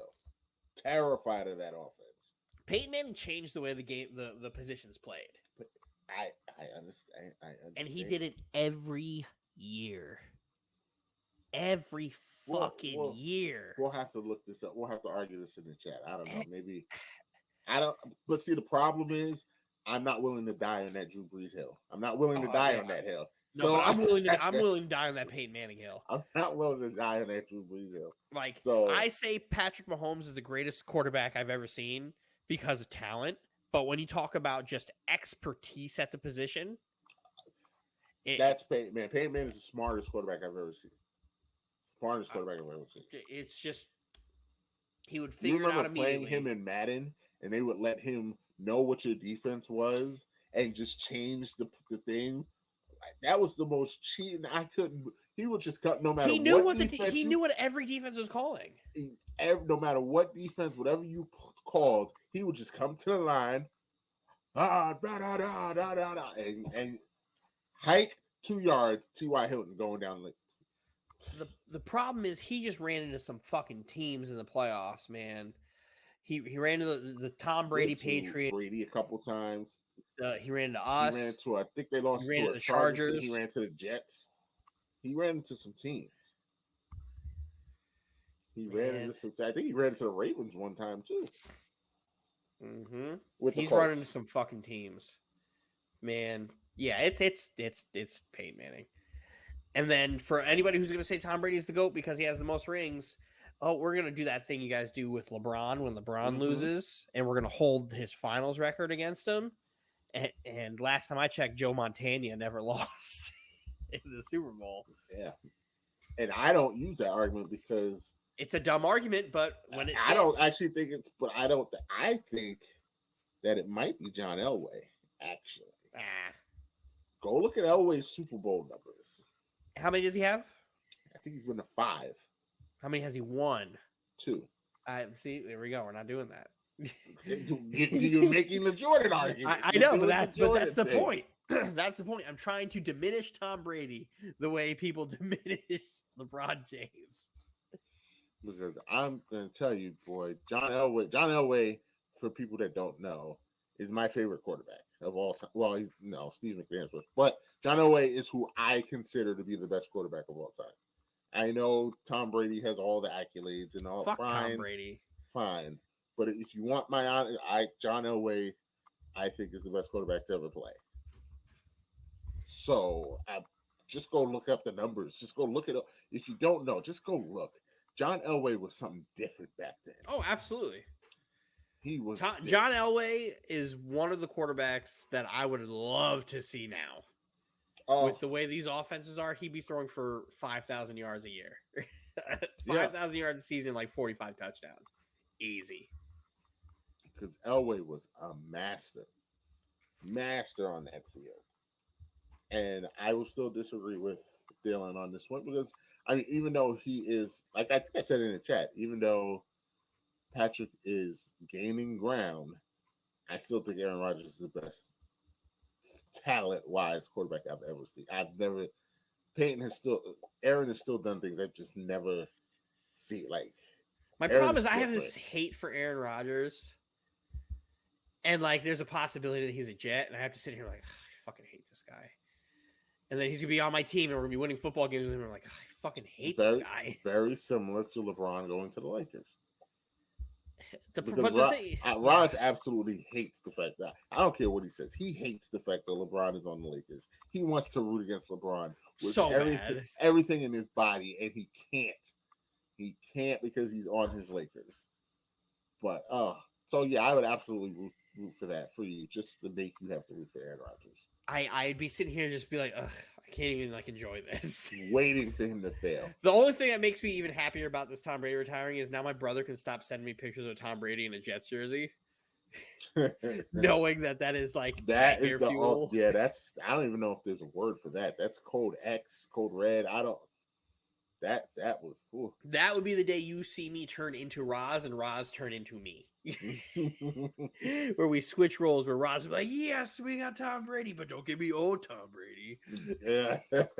And meanwhile, I'll be sitting here, I'm like, oh, I want to drink bleach. I would have boycotted the Jet season next year. It was cool. Once I heard a couple weeks ago there was rumors about him coming to Tennessee, I was like, no. Nightmare fuel. I hate that. Nightmare fuel. No. Don't you touch my team. Can't do it. Like, Tom Brady would be a plant. He'd be a plant if he walked into one Jets drive. You sit here just to fuck us over one last time. You still feed me. You talking to Belichick, aren't you? You talking to him. I know Tom Brady doing that thing he does, just being an endearing human being. Nah, man, fuck Bill. I bleed green. Fuck you. Yeah. Take flight. Now that would be Russ. Right? So the first press conference. Jet fans, take flight. Don't do that to me. Don't do that to me. I've done a full like 180 on Russ. I have not. I've probably done 90. Not 180 yet, but I've done 90. But speaking of Russ, he's got a new coach. Yeah, the Denver Broncos just love giving up draft picks. They think like you and Rod. No. I value NFL draft picks a lot. It's NBA draft picks. NBA draft picks could fucking go somewhere. I don't care about this 16-year-old right now. That's my thing. Like, I don't care about the 16-year-old. Whereas the NFL, you get value in picks in rounds 1 through 5 of guys who can contribute to your team right now. That's why it's so important to have those picks, especially when you are a team who is about to be in cap hell. Like, you can't build a team without draft capital if you spend money, because eventually it's going to kick your ass. Mm-hmm. Look at the Saints. The Saints needed to trade Sean Payton so they could get draft capital because they are in cap hell. Which, I mean, the fact that they didn't lose any players, it's a good move because Denver gave up a lot. Did they sign him yet? I think they're still finalizing the trade. How long do you think they're going to give him? 5 years, 6 years? Oh, they're going to give him whatever. They're going to give him like 6 years. D'Amico got 6, so they'll give him at least 6. Shout out to D'Amico's agent too for getting that 6, because the way the Texans they be firing people after 1 year. They absolutely use that in the negotiations, because who gets 6 years out the gate? Like, I mean, the cool thing is D'Amico Ryan's former Texan linebacker. You think that means something? To him, yes. To him, to that owner, yes. To the owner, no. Jack Easterby, absolutely not. He doesn't give a fuck about that, but D'Amico does. So D'Amico is willing to put the whole, like, hey, y'all fire black coaches every year. Why do I want to be here away? Because I'm a Texan. Because I played here. The greatest player in franchise history, and J.J. Watt gave me this endorsement. Yeah. Gave me this endorsement that I should come in and I was a great leader and I'll lead this group of young men and blah blah blah blah. Like, I think that means a lot to him to do it, especially it just sucks he's in a bad situation because it is, because that cupboard is bare.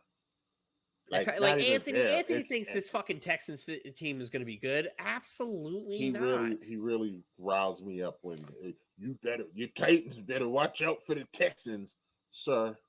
Sir, please stop. Please stop. You want to tell me to look out for the Jaguars? Okay, they won a division. I will concede that Trevor Lawrence is really, you can see he's gonna be good. Might not be good right now. He's still young and dumb right now. He's good now, but he's going to be great. But Jacksonville has talent. Like, there's no denying that. Yes, I'm no longer worried about the Colts, as I told y'all. The Colts have talent. Colts stink. The Colts stink. The Colts played without their best defensive player all fucking year. The Colts stink. No, their play calling stinks. From before the season started, they stink. No, that's your hate coming through, though. Did they stink? Yes, and there's a lot of things that went into it. Okay. Did I tell you that Matt Ryan was washed up? You did. I will concede defeat there. Stink. But if the Colts keep getting washed quarterbacks to play for them, then I'm not worried. They stink. If the Colts rehire Jeff Saturday, I'm praying for it. I'm praying for it. Please if the Colts hire Aaron Glenn, I want to say, but their coaching candidates, just that, as you guys know, I have a phrase that has become popular because it rings true. Bad franchises do bad franchise things. And Jim Irsay is showing all of us that they are a bad franchise, and he should thank the Lord that Peyton Manning wore that jersey. Because if he did not, this franchise would be the Texans right now. I can't think of a worse franchise. I just do the Texans. I can't think of anybody else that stinks, because my default would have been the Jaguars. There are other Hall of Famers that played on that team in that stretch. I couldn't think. I was like, well, the Jaguars are good, so I can't say the Jaguars. So the Browns. The Browns. The Browns were in the playoffs a couple years ago. And so were the Texans. True. No, it's their coaching candidates are so bad. Terrible. Tell me Aaron Glenn isn't the Rooney Rule without tell me Aaron Glenn isn't the Rooney Rule. Because let's go ahead and give a second interview to the guy who coached the worst defense in football. Jim Irsay, you look at me now. You look at me good. If you're gonna sit here and tell me that Aaron fucking Glenn, former Jet great, Aaron fucking Glenn is the answer to your football needs, you're drunk. You clearly need to go leave that bar you're at with Jeff Saturday, because this ain't happening. Which I've heard he likes to do. The only team that has worse coaching candidates for them right now is the Cardinals, because the Cardinals don't have any. So I don't know who's coaching them. Apparently, there's this rumor going around that I don't know how much I actually believe of it, but nobody wants to coach Kyler. Which is why wouldn't you? Because he's a bit of a problem child. Well, because Arizona has put out a very bad narrative about him, which is amazing because they then turned around and gave him all that money. So why would you do that? Well, the money came first, and then that bad narrative really came out. But when they were negotiating and when the contract was signed, who you think Kyler Murray released that video game clause? He didn't release that. Arizona released that. So again, bad franchises do bad franchise things. So I'm just biding my time and just waiting, because Kyler's going to get fed up with them. And, hey, it might be problem with Kyler is so good. It's just he's fucking short. He's short. He's going to be out of the league in like 3 years, Mike. He's too talented for that. It'd probably take 5. Well, actually, you know 3 to what? Let me 5. not 3 to 5. let me not say because I don't know how he's gonna come back from this knee injury. But that's me saying anything without injuries. There's going to be a He's team. he's still very good. He's so his talented, but you throwing can't his play in the throwing is. pocket. He needs an offensive coordinator that can design stuff that he does well, bootlegs and screen. Like, there's so much talent there. Like, you could He's definitely so good. maximize He that is for so 3 to good. 5 years. But he can't stand tall in the pocket because he can't fucking see. Like, But that's he what I'm saying. can't Design fucking plays for that. see. Like, I just don't understand. And I like Kyler Murray a lot. I like him too. A lot. And I think he's super talented. It's just he has to run, even though he shouldn't, because he's an unbelievable pocket passer when he can sit in the pocket. You're going to draft a bunch of offensive linemen who are 6'1"? You can't do that. That's how you die. Like, I don't know. And it gives me, it's tough because I look at Bryce Young, right? Who's listed at 6 feet tall. He's not 6 feet tall. But he's another one. The arm talent on that kid is just and he's going to be amazing. He's about to be put in a worse situation than people really think. And not because of his lack of talent on the team itself. It's the guy calling plays for him is a first-time play caller. He went and got the passing coordinator from San Francisco to be his offensive coordinator. But you never know. With that, you never know though, Dylan. He could be really good though. We literally don't know. The worst thing you possibly do is give a rookie quarterback a rookie head play caller. That's the worst thing you could do. But we didn't know. I mean, Doug Peterson had a track record a little bit, but we didn't know that. I'm just saying, let's wait and see. I hear what you're saying, but I don't want to just declare it's a bad thing. That it's going to be bad because it could be good. No, I'm saying it could be good, but I'm saying the situation he's walking into isn't a great situation. But again, it's to be expected when you go to a team who is the bottom, like the first 2 picks in the draft. There's a reason they're there. They stink. Right? They stink. And I want D'Amico Ryans to do well.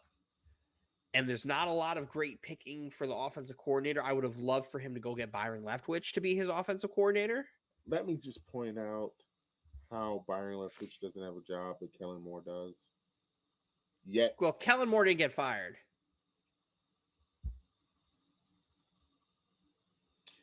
Did you see the last play that Dallas tried to run? I did. Did you see the last play that Dallas tried to run 2 years ago? Did you see how their season ended the last 2 years? I did. And that man got a job before Byron Leftwich. Did you see how Byron Leftwich's season ended 2 years ago? I did. It ended with him holding the trophy. I did. I saw that. The problem is one guy was fired and the other guy was allowed to seek other opportunities.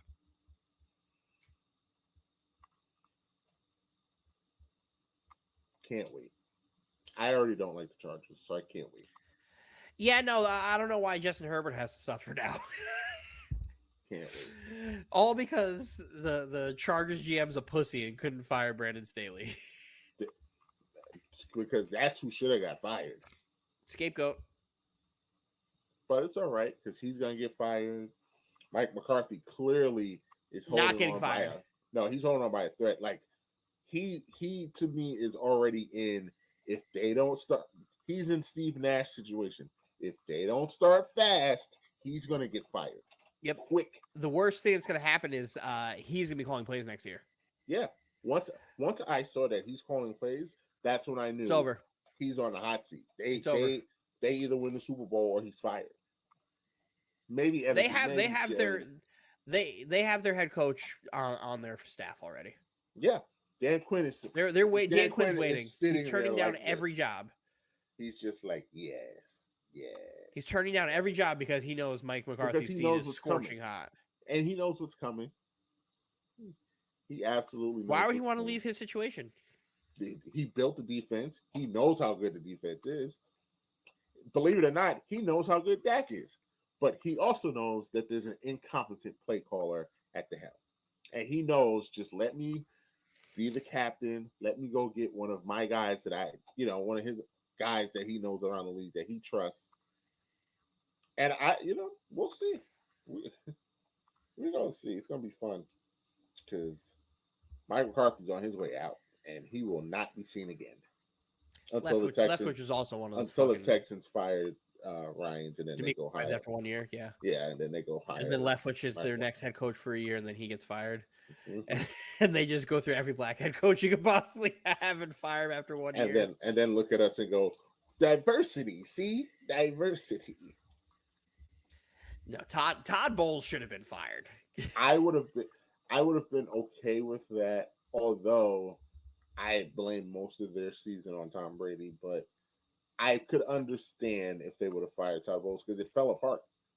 And the problem is he's a defensive head coach, and the defense fell apart. Yeah, so it wouldn't have been fair, but I would have I could have. At least we know we have a track record of Todd Bowles being a bad head coach. Exactly. I can my brain can wrap around it. I still don't understand how Brady gets to retire. He got that man fired and then retired.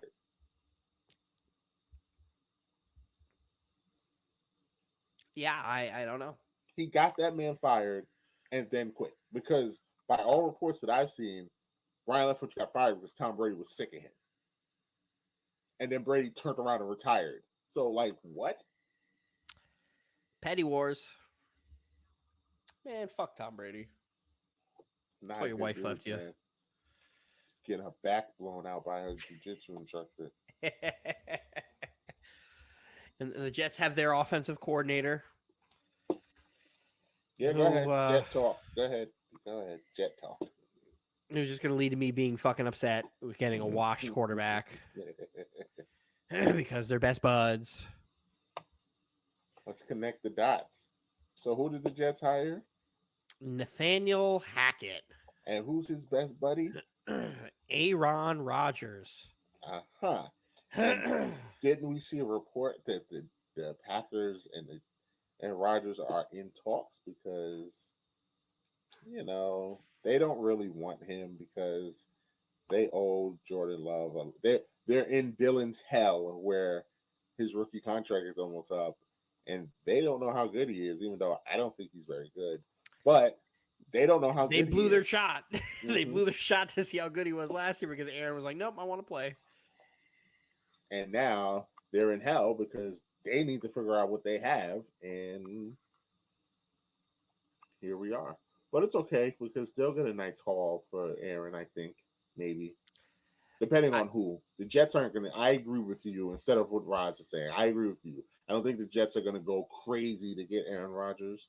No, they will. They will. I don't think so. 2 firsts. But didn't Roz say 3 firsts or something like that? That's not happening. That's not going to happen. 2 firsts. Or maybe it was Anthony. Anthony thinks the Jets are going to trade 3 first rounders for Derek Carr. That's not happening. And for Derek Carr, no. Because they're not going to do that for Aaron Rodgers. They're not doing that for Derek Carr. Derek Carr, they're not even letting Derek Carr look for trade partners. I would, if I was the Jets, though, give up 2 firsts for Derek Carr. I wouldn't give up any first for Derek Carr. You want to know why? Because they'll cut him. They will cut him. And if he wants to go to let's say he wanted to go to the Jets, you just sign with the Jets. Everybody's just waiting to see. Let's say that they don't cut him. Like we're saying, we're in the hypothetical where you had to trade for him. Would you give 2 for him? No, I wouldn't give 1. Really? The problem, Derek Carr's market value has plummeted because of the season that he had. But you think he's washed? I don't think he's washed at all. I don't think he's washed either. I think he's a top 15 quarterback, but the market is different. You get the first round picks for the premium quarterbacks. You don't get them for those guys who can be a top 10 or a top 15, especially when you know that you have to pay this guy because he's already on the books for an extension for the next couple of years, and the Raiders have to do something. So I'm not. If I have to trade a first to get Derek Carr, I'm not doing it. It's just how the cookie crumbles there. I can't wait to see who the Jet savior is. The problem is the Jets are going to get a quarterback who's not their savior. where we'll get a guy who's going to be with us for a couple years, and we'll get to the playoffs, and then that's it. And then they're going to be gone, and then we're going to be back into this situation where we need a quarterback. So, like, I'm hoping what we do is we get whoever this veteran quarterback is, as long as it's not Jimmy Garoppolo. I don't fucking care. Keep him off the Jets. Get Jimmy Garoppolo and draft Hendon Hooker out of Tennessee in like the 4th round. You trust his knee? Yeah. Modern medicine? Absolutely. Deshaun Watson has no ACLs. Absolutely. That kid is the best quarterback in this draft. I think he could be too. I think he's the best quarterback in this draft. Really good though, man. Stroud has to go to the perfect situation for me. I don't know, Dylan. That kid can play. I have my reservations. He's another one that's just. I have my reservations. He has arm talent. Like more than anything else, he has arm talent. I can see it. He can. I don't know how well he can make any throw.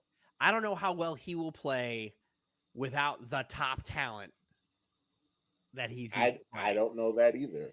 That's what I don't know with him, because I still see like flaws in what he does, and he gets bailed out by the talent. Whereas like Bryce Young, I know Bryce Young is fucking good. Regardless of talent, I know he's good. He sees the field very clearly and is not afraid to improvise, and that's very important.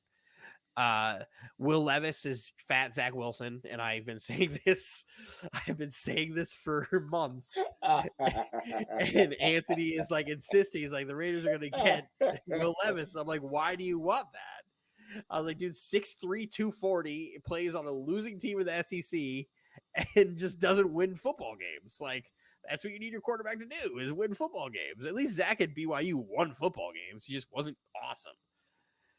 But you don't have to necessarily be like undefeated in college. No, but you have to win games. Patrick and Dak both weren't like. Dak senior year, Dak played great. He did, but that's my point. Mahomes he lost that weird one, because Mahomes in that Cliff Kingsbury offense at Texas Tech before because I think they were in the Big 12 at the time, or they're still in the Big 12. Yeah, they don't play defense in that conference. So Patrick Mahomes is having games where he was throwing for fucking 7 touchdowns and 590 yards. And then they lose. Yeah, like they just had flashes with him. There has not been flashes with Will Levis. Like, I don't see it. Flashes with Stroud. Like I said, my own argument with you with that is I've seen him make throws that it didn't matter what the ball was. Yeah, no, right where it had to be, right on time, right. Like, he has arms out. Now, again, back to what we talked about earlier, he could have RJ Barrett syndrome where he's inconsistent. But I don't think the problem is going to be inconsistency with him. I think talent to me, the talent around him. I think the talent's there. I don't think he needs premium talent to give you premium results. I think that's what you're saying. Yeah, that's what I don't know with him yet. I don't know if he needs premium talent. He may need good talent. He may not be able to drag a team, but I think if you give him a good team, you can get premium results with him. I think he needs to go to a good situation where there is like talent and then a good play caller. I think he'll need a good play caller. He needs a good play caller. I will give you that. I think he'll need a good play caller. He needs to have an experienced play caller who's going to help him out, to help him progress through his reads. Because I think the second you get that second option out, he panics. Because he has the mobility, he just doesn't use it.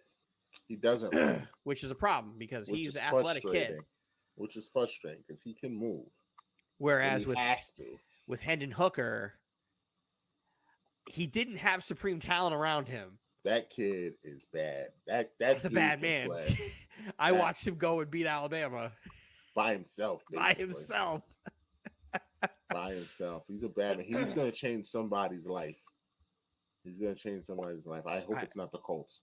But he's going to change somebody's life. That's why it's like, if he's there and you're the Jets, you have to consider taking him. You have to consider taking him, because you're like, you know what? Maybe Zach's not it. But maybe we get these two guys who we could just work with while we have this guy, whoever the quarterback is, for the next year, 2 years, my doomsday scenario is what if he's sitting there when Tennessee comes up? That's not Because- doomsday. That's best case scenario. But they seem invested in Malik. I haven't given up on Malik. Malik is still haven't- 2 years away from being playable. That's But the I- problem. But I think this year, even though it was bad, I think this year will actually help him because he had no choice but to mature. And again, there were flashes. There weren't many, but there's. I can see the arm talent with him. His problem is with him. If the first read isn't there, his instant run. Yeah. Run. So. And That- get help and- in that wide receiver room. That's what I mean. That's why I said it's the worst scenario because there are a couple good wide receivers that should theoretically be there when Tennessee gets there. Hopefully, if things fall right. So, like, I'm scared because I'm And with you, Dylan. who's your I play think caller? that kid. Did you guys get an offensive coordinator yet? Not yet. No, yes, we did. I don't know. I have to look at. I don't know. We do though, but I agree with you. I think that kid from Tennessee is really good, and I think honestly he's probably better than Malik. But do I think Malik is bad enough that we have to just throw him out? I don't. No. know. I don't. Well, you guys drafted him what, the 4th round? No, we have the number. No. I'm talking about Malik. Yeah, 3rd or 4th round. There's no real investment in him. You drafted him as a project. But well, you know what? You're actually right because we got rid of Fuckboy, so Yeah, we have a you new drafted GM. him as a project. There's no real tie to him. Even He's if you were to gonna- cut him right now, you don't. We don't owe him that much money. You don't owe We him shit. owe him that much money. So it's like you bring in a guy like Hooker. They compete for the job, and then if it turns out Malik's not ready, Malik just sits there and develops. He sits with Hooker. They go in their QB room, and then you see what you got. And then if Hooker goes down or isn't ready, then you're like, all right, Malik, let's see what you got. Turn Malik into Tyrod Taylor. Yeah, and like that's best case scenario. Like, it's one thing when you take a guy with the 2nd overall pick and he's bad. It's another thing if you take the guy in the 4th round and he's bad. There are expectations where the 4th round quarterback is like, all right, well, he was not supposed to play. Like the second pick guy, yeah, he's supposed to play and be great. We picked him 2 overall. Malik Willis was not supposed to play. The He expectations are a wasn't little supposed to play different. this year. Yeah. Yeah, and he Ryan got thrust into Tannehill- that position. Yeah, because Tannehill got hurt, which is, believe it or not, actually worked. Because Tannehill, up until this year, had been incredibly healthy With for you us. guys. Yeah. He'd been healthy with us. That I so think is a failure on your GM for not getting another guy. not having another back. I agree. That's why he's gone. Getting Dobbs that late Because Dobbs actually could have saved the season too. could have. If you guys decide, even if you take Hooker and you're like, you know what, let's have him sit and let's just see what we got with Dobbs for a little bit and let it rock. Let these young kids learn. Maybe if we fuck around, lose a little bit, get a better draft pick, get some another wide receiver or a better offensive lineman or address something on the defense. And then next year, these guys take a step, fix your cap up a little bit. As Not just a like bad thing. Take as one a red step shirt back, year. Take one step back to take 2 forward. I'm with it. Just do your red shirt year and just figure it out. Use Dobbs as a bridge. Yeah, but I think Hendon Hooker's the guy. I think I Hendon agree, Hooker's I the agree guy. with you. I think he's really good. It's Really just good. I can't wait to see what the Raiders do at quarterback I can't wait to see what the Raiders do. because with the draft pick, Anthony was period. set on Tom Brady. He was. Oh, and then what did he say? I guess he decided to change it. He decided to be a family man. I can't get mad at that. We knew in his heart that he wanted to be a Raider. Yeah, Look, right. One nation. All right. Okay. Yeah, all right, Jared Stidham. Have fun. Have fun with fat Zach Wilson next year. I know we have one more football status, but I just wanted to, at the time that we're recording this, I just wanted to give an update on Dylan's favorite team and favorite player, the Milwaukee Bucks, who are down 21 and are now down 1 with 2 minutes to go. And Giannis has 50. So I just wanted to update that and just throw that out there. Offensive fouling his way to 50, man. It's fucking crazy. Just want to throw that out there. But We only have one football story left, right? My man J. Cole, right? That's the only thing we got left. Who? Arian Foster. Oh, Arian Foster. It's the only football thing we got left before we move on to hoops. Where is it? I had it. I lost it. But don't worry. It ain't hard to find. Set the Twitter world on fire this week on... Is that his podcast or was he a guest? So he's on a podcast with PFT commentator and Barstool called Macro Dosing, where they just get high and they talk about conspiracy theories and all that shit. It's a funny listen. I don't listen to this podcast particularly, but I listen to their clips because I enjoy Arian Foster as an athlete and as a persona. I think he's a really good troll. He was a very good player. He unbelievable. And then that thing happens where you go to the Dolphins and then your career's over. Well, that thing happened where his knees completely disintegrated. Yes, but he said this came out at a very appropriate time this weekend, right after the NBA is rigged. With LeBron and stuff, right? Or the NFL is rigged. I'm sorry, the NFL is rigged popped out after that Chiefs-Bengals game. The next day, this thing pops out, and it's absolutely a gem. And shout out to Big T at the end of this clip for fucking roasting Arian Foster. My favorite part of this clip to me is the end. Before we started taping, Arian was telling me about how the NFL is rigged and how every year he used to get a script. Yeah. Day one of training camp that would get dropped off at his locker. And you would have to, it was like week 1, you'll do this. Week 2, you're going to have a hamstring injury. Week 3, this is going to happen. Yeah. Week 4, you're going to get 3 touchdowns. And so then you just have to, did you memorize those before the season started? Or would you go and rehearse the script before every game? We're really dedicated to it. So it was more so like, that's what practice was about. It was about practicing the script. Like, this is what goes on and this is what we have to do in order to, And this referee is going to miss this call. Because they hate you and they love the Colts, that sort of thing. WWF, so it's like, we know what's going to happen, but you still got to put on a show. Yeah. What did you think when you got the script in 2016 that said your career was going to fall off a cliff when you stopped believing in God? That was 2015. It's funny before we. My favorite part of that is the dude next to him going, "Oh shit!" Watching PFT laugh at it in real time too was fucking hilarious. Because lit him on fire. What a comeback. The backstory here with those two is for those of you who know Arian Foster played at Tennessee. Big T is a massive Tennessee Volunteers fan. So he's been watching Arian Foster's whole career and all that stuff. He actually got Arian Foster Tennessee to communicate again. Because they weren't for years. And they always just talk shit to each other. And it's fucking hilarious. So having that job is you stop believing in God and he fucking punished you. And it sent the NFL world ablaze. Where you have these memes of this one right here is a good one. Let me share the screen. The Jets reading their script every year.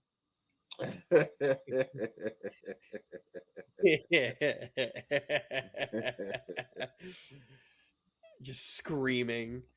Credit to Antonio Brown's heel turn writing of him leaving the game against the Jets. It's absolutely a heel turn. It's beautiful. And then you get the Jason Pierre-Paul reading the script in 2015 and then looking at his hands. Elite Dedicated troll to job. his Elite troll job. Yeah. Ryan Leaf coming out and be like, yeah, the script that said I had to go to jail for a while was pretty bad. It was so bad I almost decided to just leave the jail and just not collect my money. Greatness. That's peak Twitter to me. When dumb shit happens and people believe it. And believe it. People actually believe him, which is amazing to me because none of that makes sense.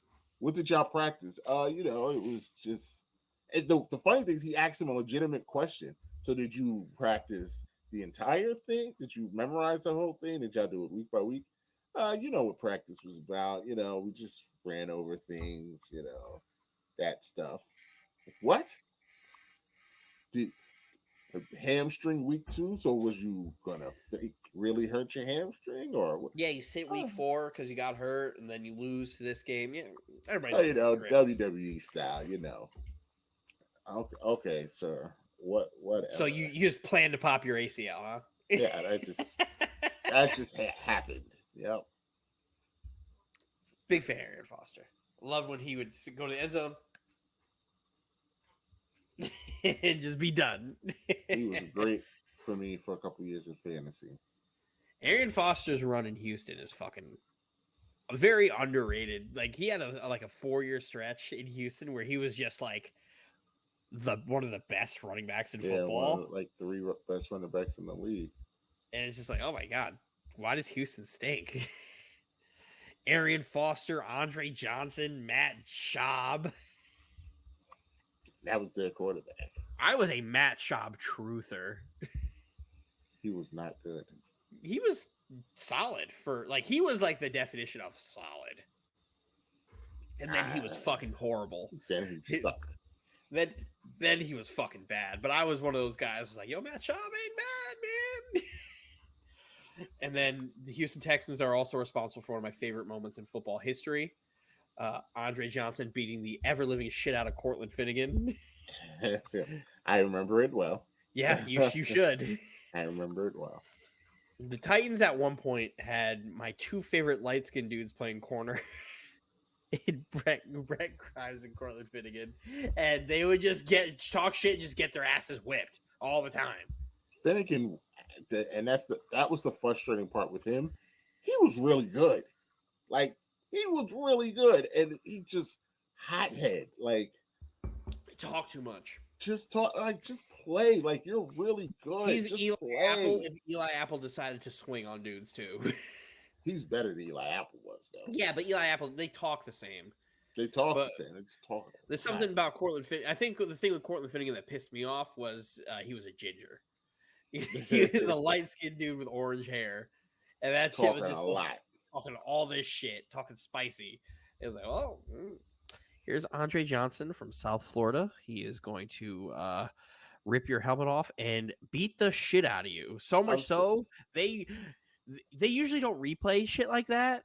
Like nowadays, it happened live, and I was like, oh, they're fighting. And then I was like, I hope they show a replay. And then they showed the replay with the camera zooming in on Andre Johnson standing over him, just like, wow. Okay, I was just about to say, I think what made that so interesting is because Andre Johnson, that was unbelievably very out of character. Like, what did he say that pissed Andre Johnson off that much? If I'm not mistaken, this was only in the second quarter or first quarter or something. Yeah. It was still early. So what was the word that he said He got up after that and was like, yeah, you just got the shit kicked out of you on live TV. He was happy because he knew that they were both kicked out. That's why. Shout out to Andre Johnson, man.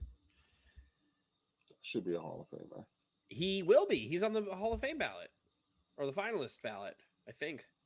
He's not. He's a finalist. You know who else is a finalist? Who? Darrelle Revis. Oh. Who also tiptoed into the KD bag, being ultra sensitive. Did you see him attack Ocho Cinco on Twitter? What did he say now? Not related. Bucks win. But I just want to know that Bucks win. Giannis double nickel, either 53 or double nickel. Kawhi Leonard, that guy that everybody talks about that's better than LeBron, airball to end the game. But he's clutch. Stop it. Airball. You're doing that thing. Airball. Airball. Pandemic P showed up too. He also shot an airball. Can we talk about what Darrelle Revis fucking said to Chad, please? So Chad went on Shannon Sharp's Club Shay Shay. Mm-hmm. And if you watch the clip, the actual entire clip, I know they're not reviewing this for a foul. He complimented Revis. He said that Revis was one of the best corners ever. And Revis, he's because if you follow Chad, you know that Chad never thinks he's been shut down by anybody. Ever. But he said, "Oh, Bucks win." But he said that Revis shut him down, and he said that Revis was strong and all this. And he said he couldn't believe that somebody, I forgot what he said. Oh, he said that Revis looked like the mannequin in like a Foot Locker or Finish Line. The way he wore his gear, he said, like if you ever look at the mannequin, you see how he has all the exact stuff on perfectly. He said that's what Revis looked like every week. He just looked like that. He just looked like a mannequin. He said, and he never talked. He never talked. I tried to get him to talk. Didn't. Nothing. And that's what made me mad. And he was just so good. But he was like, but if I lose to one of the best, he's one of the best corners ever. So if I lose to him, all right, that's fine. That's what Chad said. Revis went online and was mad that Chad talked about his gear and said that Chad had like stick 'em on his gloves, and he posted a picture showing Ocho's hands looking weird and attacking fans on Twitter for calling him out. Like, bro, why are you mad? Like, sensitive, emotional, just emotional. If you want to talk about emotional, the time they talked about it on I Am Athlete, Chad actually started crying. Oh, Chad's emotional too. Chad's one of my favorite players ever, so I'll never talk. I'll defend Chad. Chad should be in the Hall of Fame. Revis, however, ended Chad's career. He promptly ended Chad's career after 09?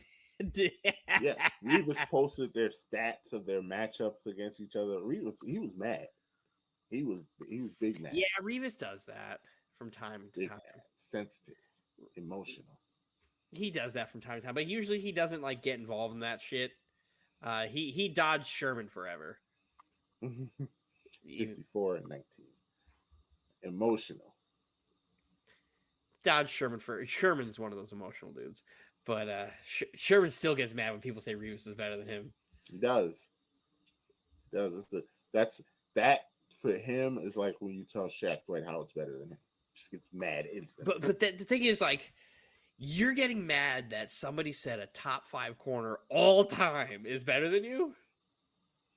Well, which Sherman thinks he's a top 5 corner of all time. You can make the argument. I'm not gonna you could do that. Whatever, it's fine. He also played with elite teammates. Sherman is not a top 5 corner. You could make the argument. I'm not going to, but somebody could concoct an argument for me, and if it was good enough, I'd be like, okay, yeah, that's fine. It's because you can manipulate stats. He's not a top 5. No, I would have if you're going off the eye test, absolutely not. I would not do that. But if you go through these numbers and you're like, okay, like, all right. Because ultimately that's kind of what you have. But Revis didn't play with Earl Thomas, Cam Chancellor, Bobby Wagner, and all these other guys. Bobby Wagner, who's still playing. The best linebacker of a generation, Bobby Wagner. Best safety of the generation. Two of the best safeties. Like Cam Chancellor, honestly, might still go in the Hall of Fame. Earl Thomas could be in the Hall of Fame. Earl Thomas probably won't go in the Hall of Fame because he's too busy running trains on girls with his brother. Yeah, so not a good look. Not a good look. But Earl Thomas, for a while, was considered the best safety in football. And then Cam Chancellor was one of the 5 best strong safeties in football. Mm-hmm. So he had all-time teammates where fucking Darrelle Revis' safety was Jim Leonard, who Mike has never heard of, and Eric Smith. But he played. But Revis played with a better cornerback than Sherman did, because Sherman played across from Brandon Browner. Revis had Cromartie, and Cromartie was better than Brandon Browner. Cromartie was good. Cromartie is that tier to me. He's that tier under Hall of Famer. He's the perfect second corner. Yeah, he's not a Hall of Famer. He's not consistently great, but he's really good, and he could give you a great performance every now and then. Hell of a special teams player too. A hell of a special teams player. I give you that. Also has 40 kids. Yes, he does. He forgets their names. But like a tier under Hall of Famer, not Hall of Famer. Yeah, but he was the to perfect your running point, back. to your point, Richard Sherman never had one of those on the other side. No, he just had them everywhere else. He just had them everywhere else. where the Jets had like Bart Scott was good, Can't but he wait. wasn't great. Can't wait. David Harris was the real, like, really good linebacker on those Jets teams, and he really good, but he's not Bobby Wagner. He's okay. Not Bobby Wagner. It's just those defenses relied on Revis. Like, without Revis, they didn't work. I mean, he's a TV analyst and people don't like him because he's loud, but Rex Ryan is a defensive genius. So let's not throw that out. Let's not poo-poo that either. No, like, I'm not saying that that's the reason. I'm just saying that definitely helped that he had Rex Ryan. It definitely helped. And Revis got to learn from guys like Ty Law, too, in his rookie year as well. So he had a lot of good people around him to do that. But that defense didn't work without him. That style of bump and run coverage where you knew that the best on that team was not getting it helps tremendously. And Josh, fuck you for saying Revis had safety help all the time. That's such a... Remember when we had that argument and I presented every fact in video and he's like, no, look at that safety help. I'm like, what are you doing here? Because there's too many snaps. You two could be arguing forever. There's too many snaps to argue that. I was at work going through everything. And there's still too many snaps still. That man look at that safety. I was like, you're telling me when the ball is thrown, the safety is not supposed to go and try to tackle the guy who caught the ball? I was like, what are we doing here? And the truth is probably somewhere in the middle. It's probably more than you think and a lot less than what Josh thinks. Well, it's significantly less than what Josh thinks. I watched the fuck out of those. Like, Jets played a lot of single high, and that guy was usually on Cromartie's side. So I don't want to hear none of that. None of that. And he was arguing with me. He was like, Revis was not the best corner in the last 20 years. I was like, it is the year 2022. Are we going to sit here and act? Because he was like, he's not better than Prime. I was like, I never said he was better than Prime. He was better than Prime in 2002. When Prime was trying to finish off his career. Only person that I would argue would be Champ. It's Champ. But Champ's best season is like this legendary season that like the stats don't exist. Because his 2006 season is the year he played in the slot corner the majority of the time in Denver. And there was a stat that said he allowed 3 catches all year. And, or no, that's what they said. But when it's actually like looked, it's like, no, he allowed way more than 3 catches. It's just, they ran so much zone in Denver that year. If they got open towards the middle, or in front of him in the hook, by the flat, or into the deep curl by the sideline, those would be considered the only catches near him. So they used that as like, he only allowed 3 catches. I'm like, what? What type of fuckery is that? So I would give you Champ Bailey. Champ is the only argument you could give me. Other than that, I can't think of anybody. It's Revis, it's Champ, and it's Sherman. Those are your 3 guys. Oh, Sherman. He'll come and try and choke us out for that. But yeah, no, those are the only 3 corners in the last 20 years who you could give me that I'd be like, okay. And I guess you could say Charles Woodson, but Charles Woodson at the back half of his career was a safety linebacker hybrid. Yeah. And I still think 09's Defensive Player of the Year is Revis's, and I don't fucking care. Then I won't argue. Let's just move along to basketball. And before we go, Sauce Gardner had the greatest cornerback season as a rookie ever, and it's better than Revis's 09 season, which is crazy. So he should be Defensive Player of the Year. The only reason he's not going to be in that conversation is because he's a rookie. They don't put rookies in that conversation. Do you think he should be Defensive Player of the Year? I think he has an argument, but Micah Parsons and those other guys deserve it. My man on the Niners had 18 sacks. Okay, Nick Bosa and Micah Parsons both deserve it. I'm not saying Sauce should win it. I said I think he should be in the conversation. Okay. Absolutely. I'm not going to sit here and be like, yeah, Sauce deserves to win it. If he was in the conversation, I'd be like, yeah, Sauce deserves to win it. Fuck yeah. But no. And when he wins it, he should give it to Revis.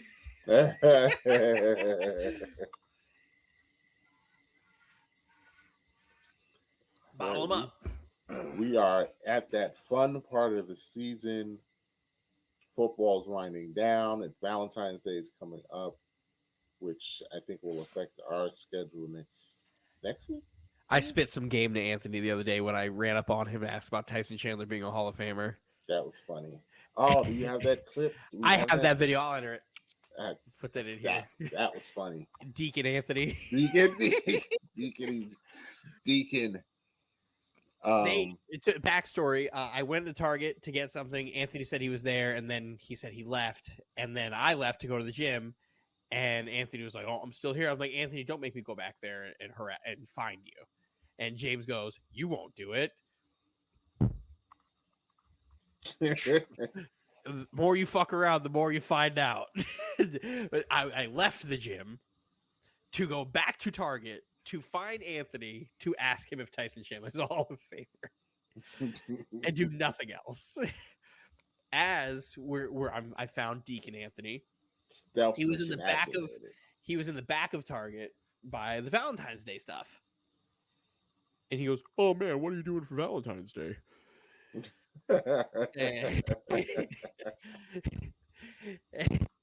And I said, "Fucking nothing." And he goes, What do you mean? You got a girl, bro." And I said, "You want to know why I've been in a relationship for going on 12 years, Anthony?" He goes, "Why?" I said, "Because if Valentine's Day doesn't fucking matter, what we do is we celebrate the weekend of Valentine's Day or after Valentine's Day, because less things are expensive, less places are filled, and you get the same level of enjoyment without the Hallmark holiday of it." And he goes, "Oh no, man, you gotta bring a girl out on Valentine's." I was like, "Okay, you enjoy those lines and overpaying for chocolate and all that fucking stupid shit, sir. Come to a compromise." Janice and I did Valentine's Day once when we first started dating when we were 17. That's it. Here we are. 2 fucking kids, 12 years later. 2 babies. You know, Camila told me she doesn't care the other day. Oh, lost it. I said, "Mila, you're going to get hurt." She goes, "I don't care." And that set you off? Yeah. All the stuff that she says to you, that set you off? I put up with a lot, Michael. I will not tolerate the disrespect. She does a lot.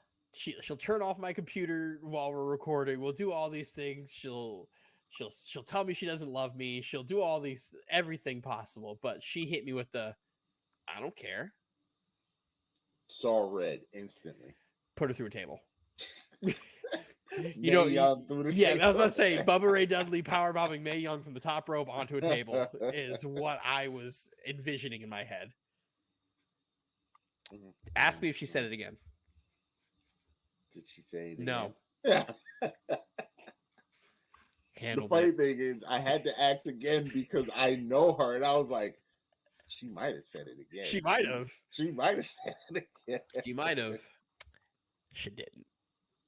She absolutely did not. Sometimes Daddy wins. This was one of those nights. One of those nights where Daddy wins. Good job. Gotta put her in her fucking place. Valentine's Day, because Valentine's Day means NBA All-Star Weekend. And the starters and the reserves were announced. It's in Utah. What a place. Can't wait for them to go and celebrate All-Star Weekend by a statue with a fucking child molester. I don't know if people know this, but NBA All-Star Weekend, Dylan hates Karl Malone. But NBA I haven't done Karl Malone slander in a while. NBA All-Star Weekend is basically whatever city it's in turns into like the Black Capital for like a weekend. You know that I'm not lying, Dylan. You're not, but it I just can't turned- envision Utah. That's why Salt Lake that City, was my Utah. point. I don't know how this is going to work this weekend. Well, not this week. I think they have 2 weeks. 2 weeks, in February 19th. Utah, because they could get some weather. We don't even know if they're going to get weather. Black people don't live in Utah. Nobody lives in Utah. So Mormons. Zach Wilson will be at All-Star Weekend, confirmed. Mitt Romney will be there. Jimmer Fredette will be there. Front and center. The Mormon Megalodon himself, Jimmer Fredette. But the starters and the reserves, once again, I just want to point out again, as a massive LeBron stan that I am, that he, once again, vote leader for the fan vote. A couple guys in the pod. I didn't realize how much Done that of a LeBron had chokehold. lost Yeah, his- it's me. It's me. And I apologize for this the day after we recorded that pod. And I was like, I severely underestimated the chokehold that LeBron James has on the NBA still in year 20. It's just unbelievable. Unbelievable. I'm very interested in this All-Star game more so than any other one because they're doing just pick up basketball, draft your team like you just made your all right, you shoot for captains. and there's your captains, Giannis and LeBron. I think they're gonna pick teams next week. No, they're Yeah, doing next it Thursday. live Yeah, they're gonna- before yeah. the game. Before the game, they're gonna do it next week. Next week, Next Thursday. Yeah, next Thursday is not All-Star. they're gonna pick the teams though. No, they're doing it before the game. Oh, so what are they doing next week then? I don't know what they're doing next week, but they're picking these guys, their teams like live on All-Star Weekend. You don't know what team you're going to be on. I don't like that. I love that. Because I want them to practice and do some running with They're each other a NBA little. players. Are they Like what- really running plays? Like, what locker room do you go to, and what Well, how does obviously, that Team work? LeBron is the home locker room, and Team Is it? Giannis is the away. So yeah, it's weird. Whatever. Make the We'll jerseys see how on the it works. spot.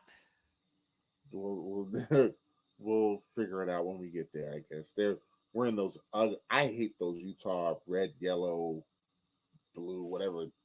I hate those jerseys, and that's going to be one of the jerseys for this. Remember when But- they let you just wear your team's jersey in the All-Star game? Yeah, I like that.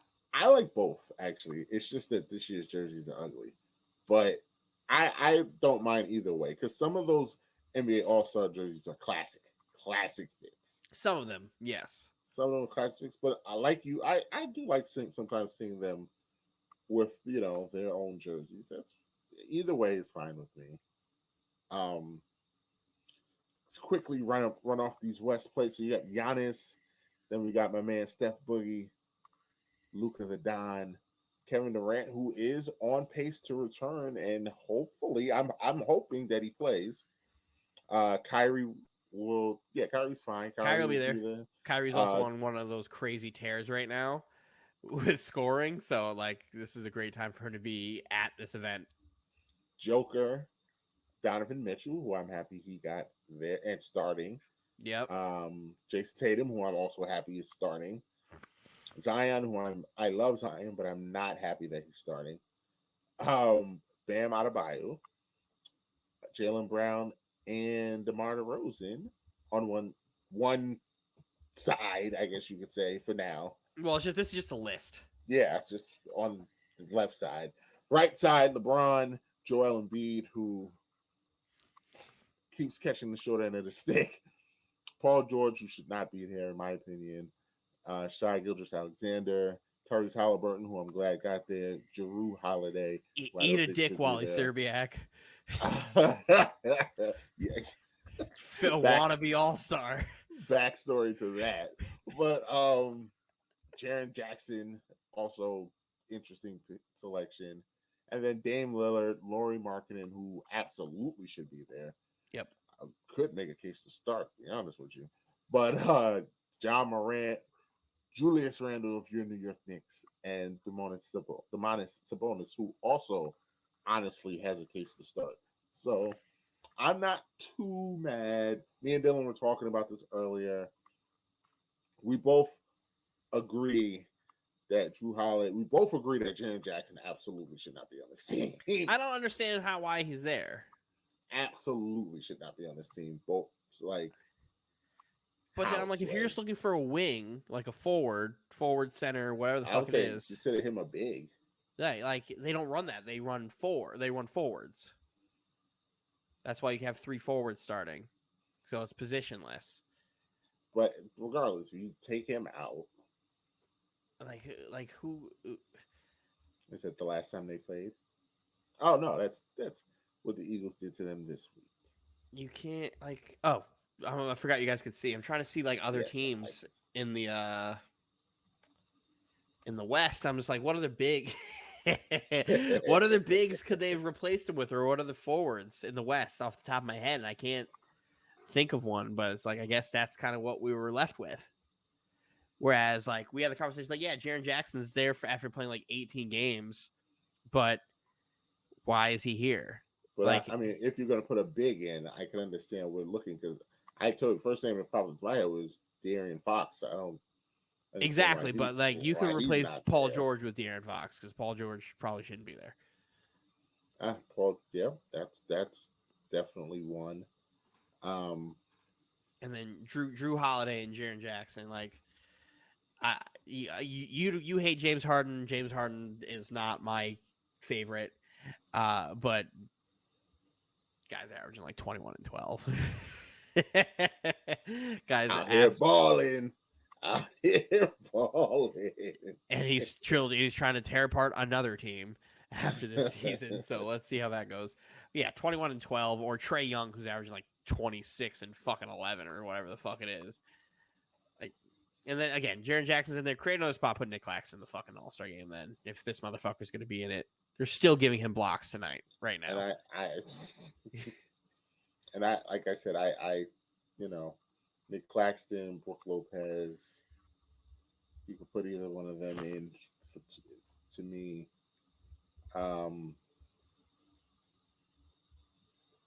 Yeah, I don't get the Drew Holiday. If we're putting Jaren Jackson in, you can put Time Lord in.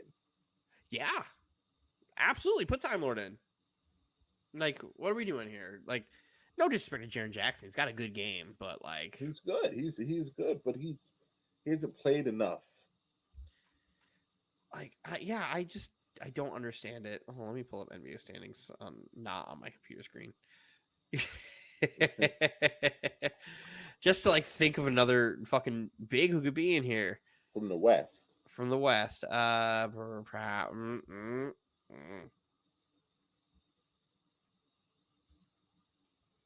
Never mind.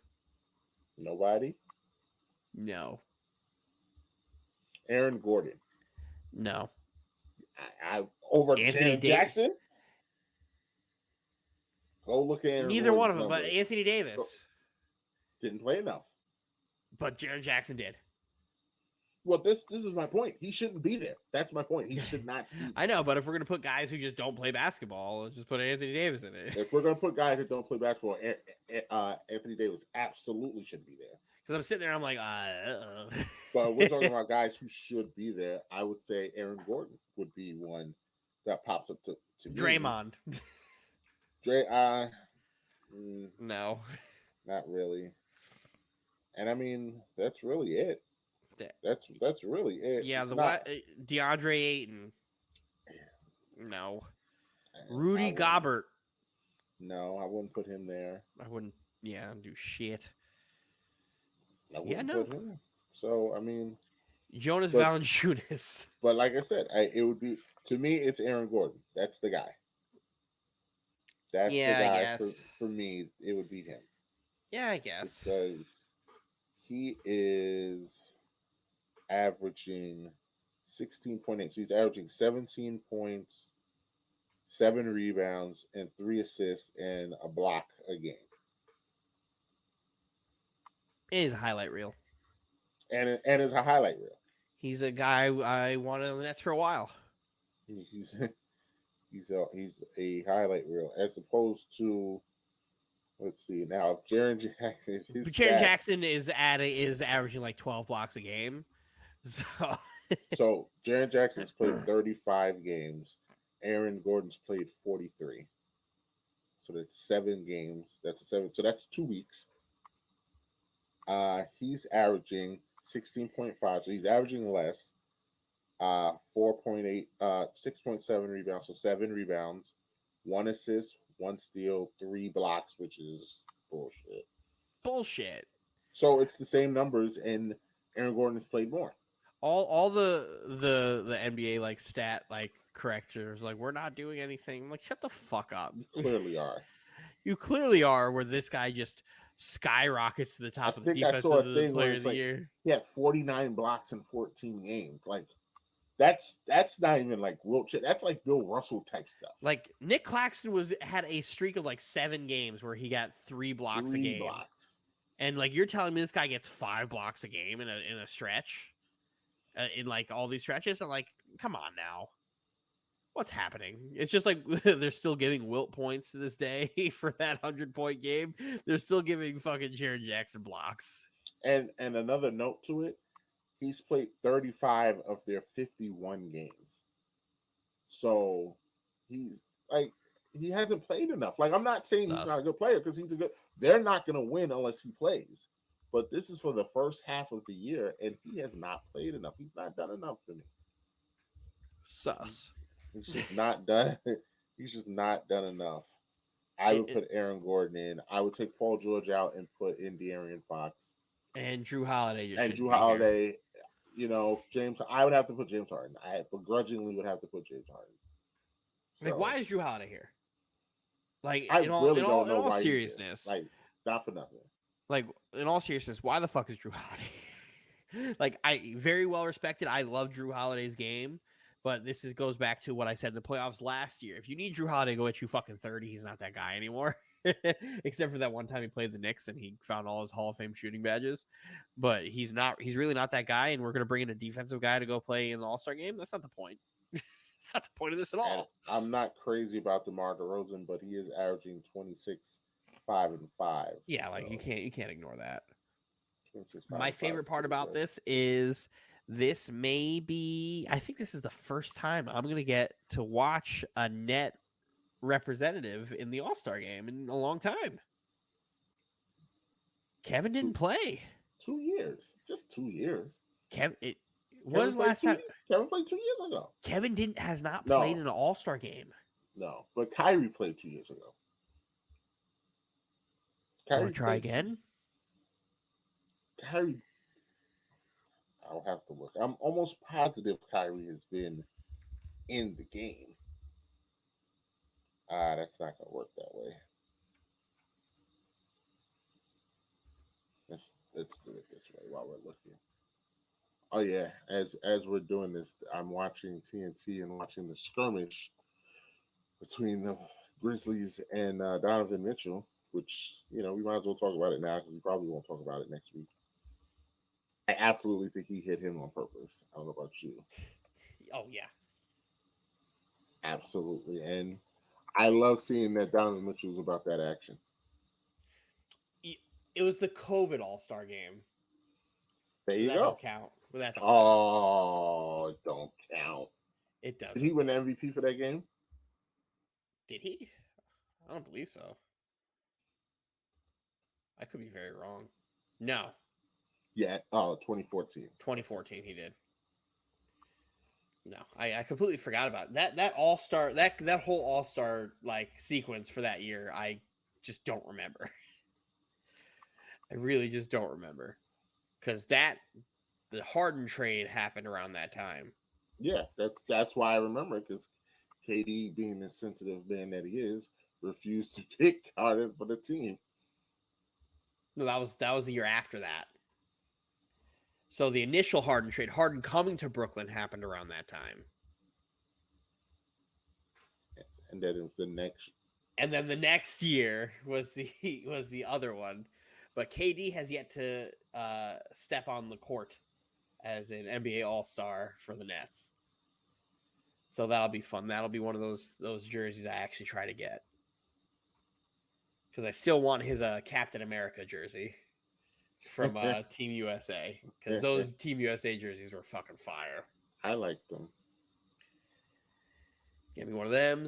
Get me one of these All-Star ones. And I need, again, another Kevin Durant jersey for this year. I'm trying to go to another Nets game this year before the playoffs. Good luck with that. I'll be there.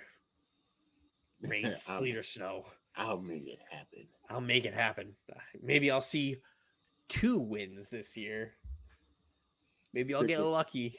Double my career winnings in 1 year. Yeah, just go when they play Charlotte again. My friend Taylor and her boyfriend went to Barclays for the Laker game. And it was their first time going. They're from Mississippi. So they went and saw the game. And after the fact, I text our group chat. And I'm like, hey, fun fact, I've been going to Nets games for the better part of 10 years, and Taylor has seen the same amount of wins I have, and she's gone to 1 game. I was like, I'm glad you've seen sooner success than me. You have a bad track record. So do I, though. It's not funny. So do I. But as we approach All-Star Weekend, we also are approaching something else. My prediction didn't come true, because LeBron didn't score 140 points against the Knicks. As I said, I should have bet a wheel spin. No, you didn't want to bet a wheel spin. Yeah, because I'm not fucking stupid, Mike. You call me a lot of things, but I'm not getting... Let me go place a fucking wheel spin bet on a guy breaking a fucking Wilt Chamberlain and Kareem Abdul-Jabbar's record in the same night. No speaky for you. You know what do the Lakers return to Madison Square Garden at all this year? Nope, that's their one and only meeting. I was going to say, what happens if LeBron gets injured and then he comes back? Well, the Knicks do play the Lakers In LA, though. In LA, but Yeah, it's not for a while. It's not the same. It needs to be at MSG for me to come. What do I get? Half a speaky if he breaks it against the Knicks? I mean, sure. I get a speed. Oh. I get a speed or a key. March 12th. Yeah, it ain't happening. He'll be adding on, all right. Yeah, he'll already have that record by then. Yeah, 63 points away. That could potentially be just one night. I mean, or LeBron has a crazy game, or it's 2 30-something point nights, or 140, and we could get there. We get there 2 games probably. What if LeBron decides to sit out until it gets to like a big arena? Well, they are gonna go home, so they gotta have a little home stand. So, pretty sure it'll be at home. So when LeBron breaks this, are people gonna finally give him like respect, or are they still gonna shit on him? Not. Absolutely not. You already know the answer there. Absolutely gonna shoot on him. That very first take episode that you were talking about. The question is LeBron. Not even is he the best scorer in NBA history. Is he an all-time great scorer? And both Francesa and Mad Dog, no.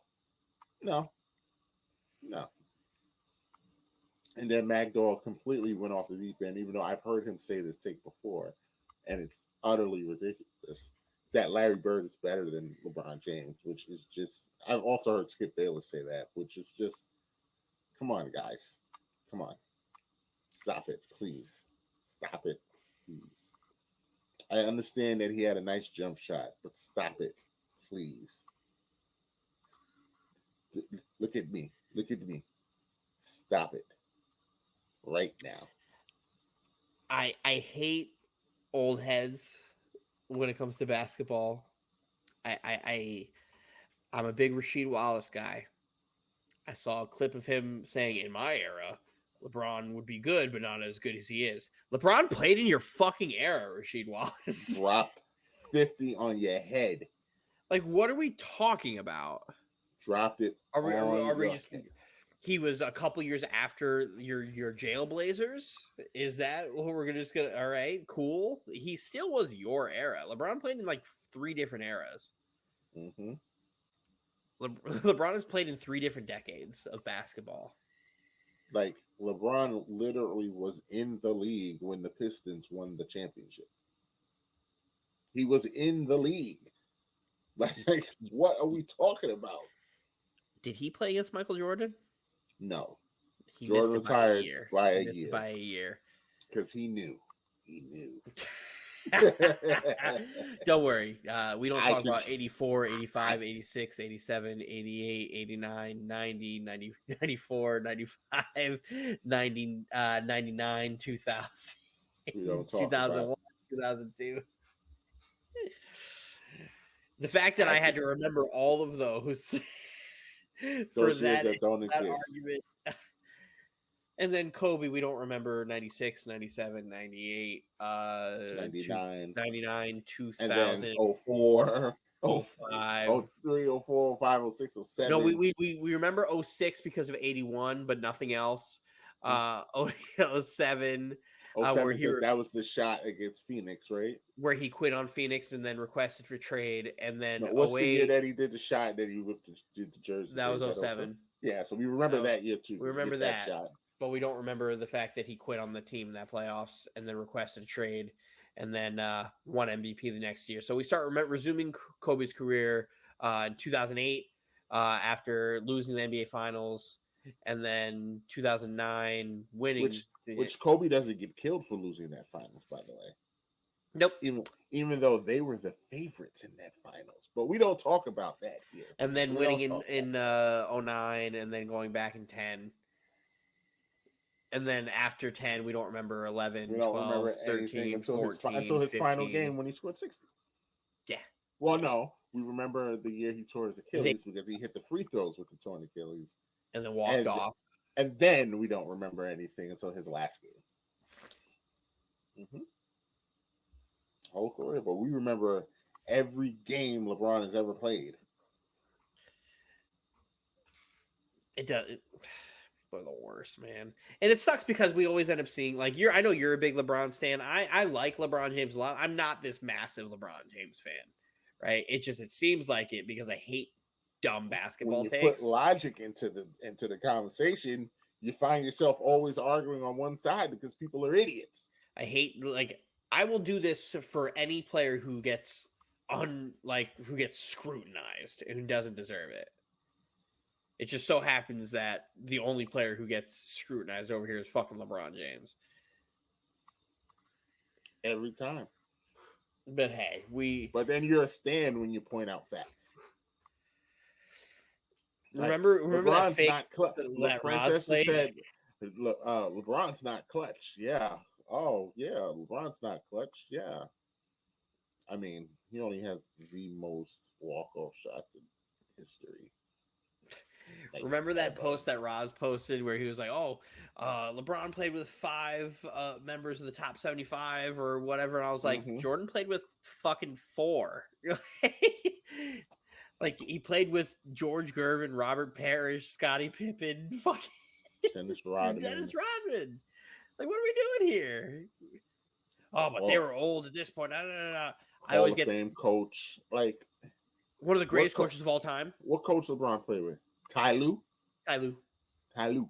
Ty. I got this one dude I argued with on Facebook a while back. He said he posted a picture like the 2012 All-Star team. He goes, most of these guys played with LeBron James. I was like, are we gonna act like LeBron played with 2010 Dwight Howard? Or are we gonna act like we got washed Dwight Howard? Are we gonna sit here and say that LeBron played with 2010 Derrick Rose, or are we gonna see which Derrick Rose he actually played with? Are we gonna act like LeBron played with 2009 Darren Williams, or are we gonna played for the team for 2 weeks and was gone? Yeah, or Carmelo Anthony? We're gonna act like this is the Mel that averaged 30. No, not the Mel that averaged 30. My bad. Because I can do this with Jordan too. Because I believe he played with Richard the Mask Hamilton. Rip Hamilton. Did he play with Detroit Pistons good Rip Hamilton, or did he play with a young Rip Hamilton that didn't know what he was doing yet? He played with Steven Jackson. Did he play with Clutch Dog And Steven Jackson, or did he play with a young Steven Jackson? To be They fair, know Steven Jackson was always that dog. But Big you stack get the five point. guy. No, yeah, it's always a stupid argument. I was like, if LeBron played with all these guys in their primes, then yeah, I'd be like, okay, well, what are we doing here? LeBron's had unbelievable luck with teammates. But like, it's a different era. Shut up. And people just will not let that Dallas series go. And it frustrates me because the more I look at that Dallas team, that team is better than people think. People think that team had nobody, but I'm like, they had Hall of Famer That Jason team, Kidd. They had Hall of your Famer Tyson Dirk Chandler Nowitzki. makes the Hall of Fame, that team had 3 Hall of Famers on it. Well, he's not going to make the Hall of Fame. He But might. what, 6th man of the year Jason Terry, all NBA defensive team and former All-Star Sean Marion, All-Star and defensive anchor Tyson Chandler, all-time power Defensive forward player of Dirk the year.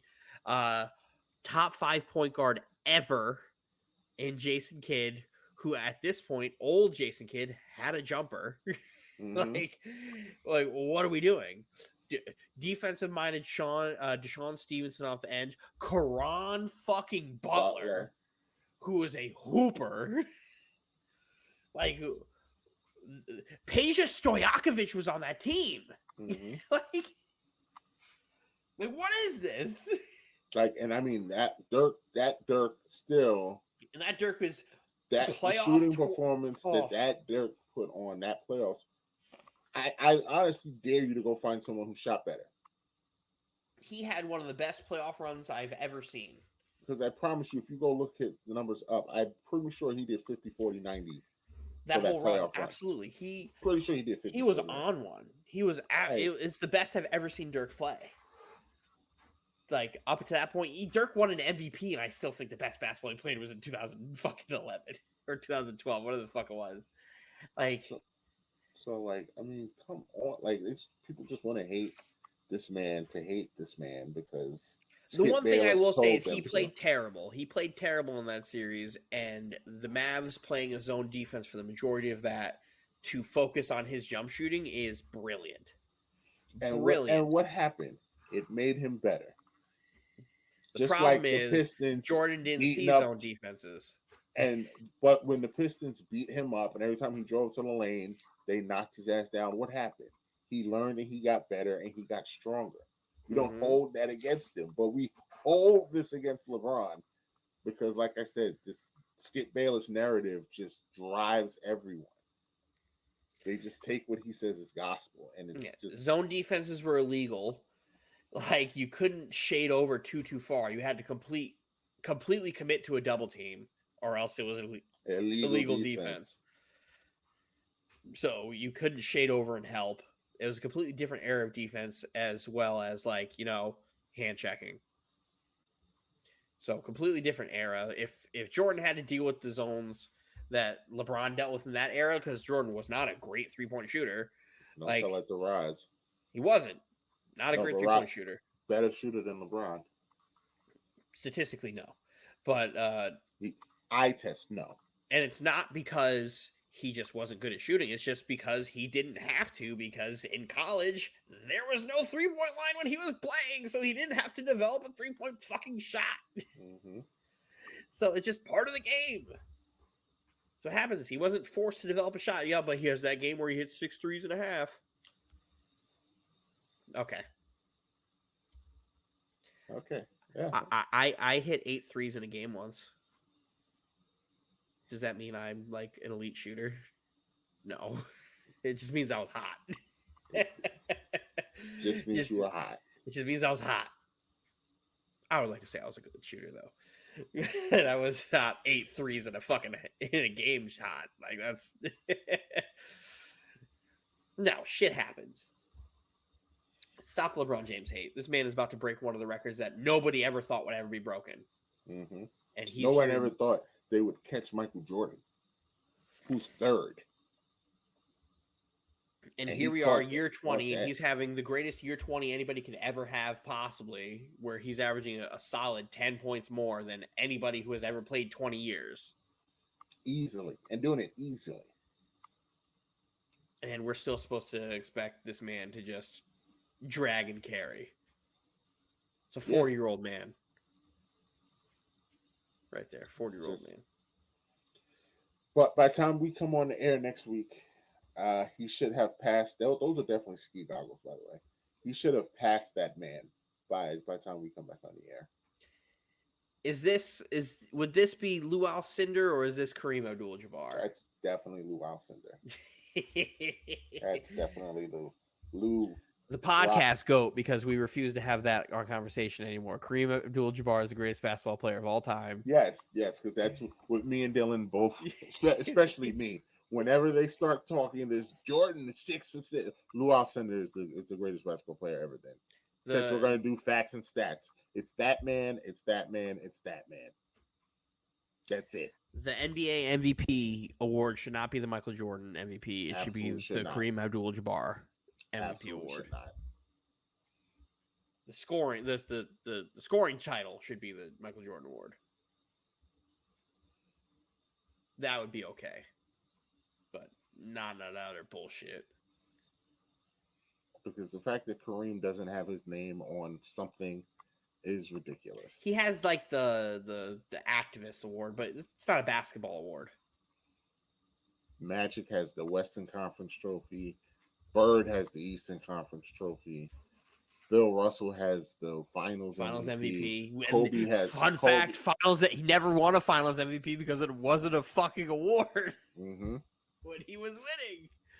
Kobe has the All-Star Game MVP. Kobe has the All-Star Game MVP. Fucking George Mikan has the Rookie of the Year.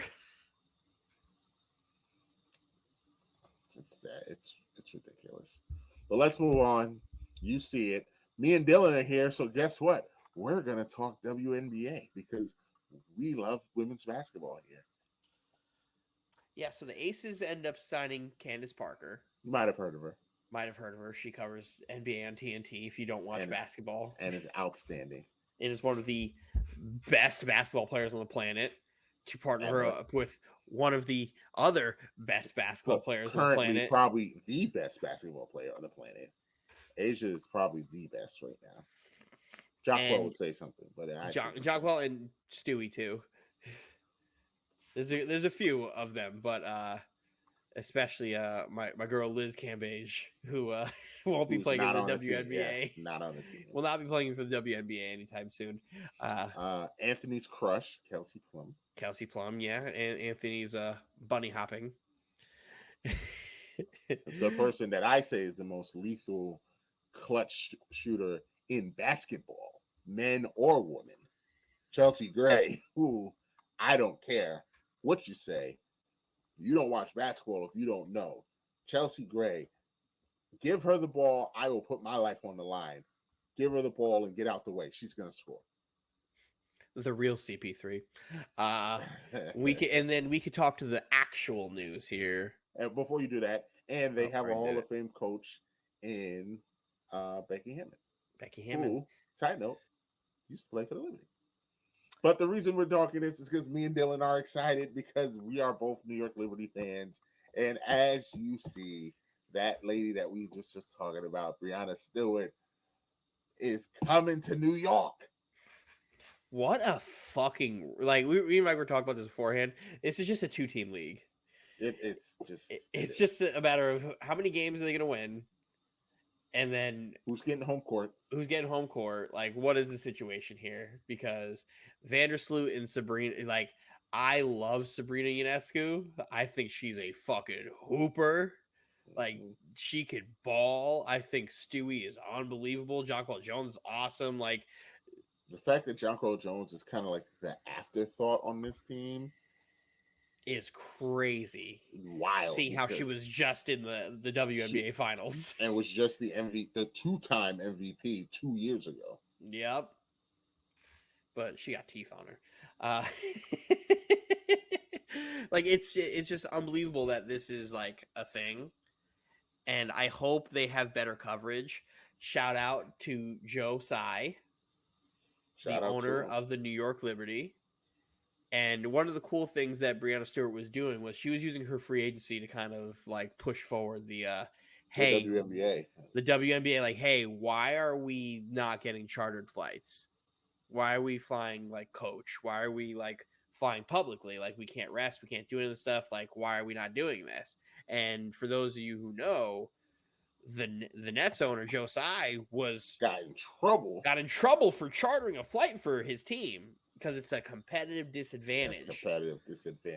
And Joe Tsai says, hey, I have a way where every team can fly commercial, and it actually is in a way where nobody loses money. And all the owners are like, nah, fuck them. And it's like, oh, all right, cool. I guess we'll just keep taking buses and riding in fucking Spirit Airlines to these fucking cities. And once she started talking about that on Twitter, I was like, oh, she's signing with the Liberty. Like, there's no way she doesn't sign with the Liberty. The one owner who is trying to be progressive enough to change and advance the culture of the WNBA as a company, as a business, you have direct ideals with, this is where you're going to be. And we after that happened, it was like, yeah, Vandersloot's probably not too far behind. And sure enough, today she popped up per herself, said, I'm signing with the Liberty. So we have two Super Team 1 super teams versus Super Team 2. Here we go. I'm excited. The WNBA is going to be fun. It's just going to be a lot of bad basketball and then the Liberty and the Aces. Shout out to my my favorite player on the Liberty, by the way, which is Dee, who's on Sports Illustrated swimsuit. That's where I felt. That's where I met. That's where we met, and it's been nothing but love ever since. My boycott of the WNBA until Kaiser Gondrezic was added to a roster is temporarily on hold, so I can watch the Liberty play basketball. Dee Richardson, it's my girl. Hopefully, she's still on the team next year. But can't wait. Me and Dylan are absolutely going to a game next year. Oh, this year. We'll hit up when they visit the Suns, the Connecticut Sun. We'll hit up Mohegan. Go to Mohegan. Go gamble. Go gamble. We'll see them in Mohegan. Then we'll see them in Brooklyn. And we'll have a good chance of possibly seeing Nets players there because they all go. They do. A dude I follow on Twitter that I met he's sat next to Joe Harris courtside. I can walk up to Kyrie Irving, fraud, and he'll say, "I love you, man." I can be escorted out the building. I'd be so mad if we went to a Liberty game just to get escorted because you're an asshole. What world do we live in where we're escorted because you're the asshole and not me? Not me. Can't wait. Should be fun. The idea, my favorite thing is that Kevin Durant got involved in the recruiting of Breanna Stewart, which is nice. Which is really cool to see. He was like, "Hey, this little dynasty that y'all are gonna have, this run that we're gonna have in New York, it's gonna be fun. Just for the Knicks to be the third best basketball team in the state, in the city, and that's where we become enemies again. There. But am I wrong? At this moment, no. But what happens if the Liberty are in the WNBA finals? The Nets have a higher seed than the Knicks in the playoffs at the end of each of our collective seasons of basketball. The Nets should have a higher seed. They should, but would it still not be the Knicks are the third best basketball team in the city? They would, unless something good happens in the playoffs. But we don't live in that dream world. We live in reality. Just like the Knicks were going to beat the Nets. You remember that? Yes. You remember that? That still is a distinct possibility that can happen. But did it happen in the most recent matchup for the folks at home? No, it did not. It did not. And you should have known it was going to happen because Anthony was the first person to say something in the Because chat. Anthony was the first to open his mouth. I might mute him in the chat for the next time they play. Might just mute him. He was like, Dylan, it's time. The Knicks are coming. They're going to do this. And I was like, Anthony, one thing, I was like, if you guys can't beat the shorthanded Nets tonight, I'm going to be unbearable.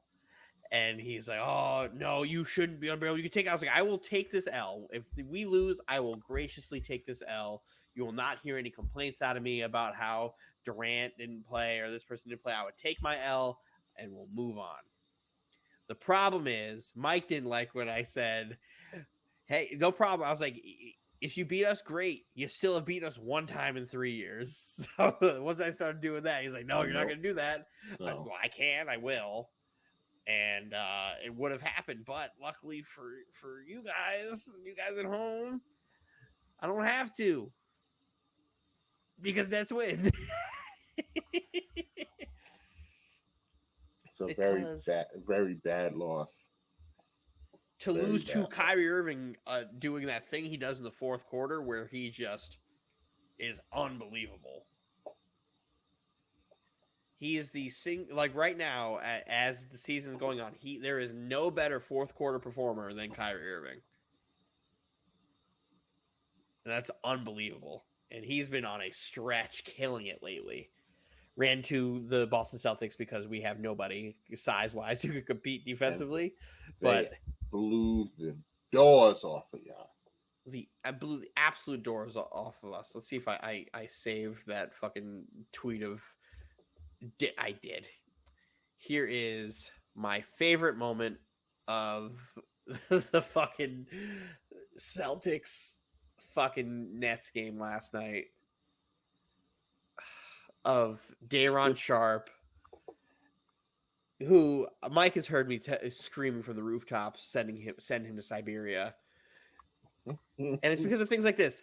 Completely unaware of what's happening right now. Look at that. Unaware. I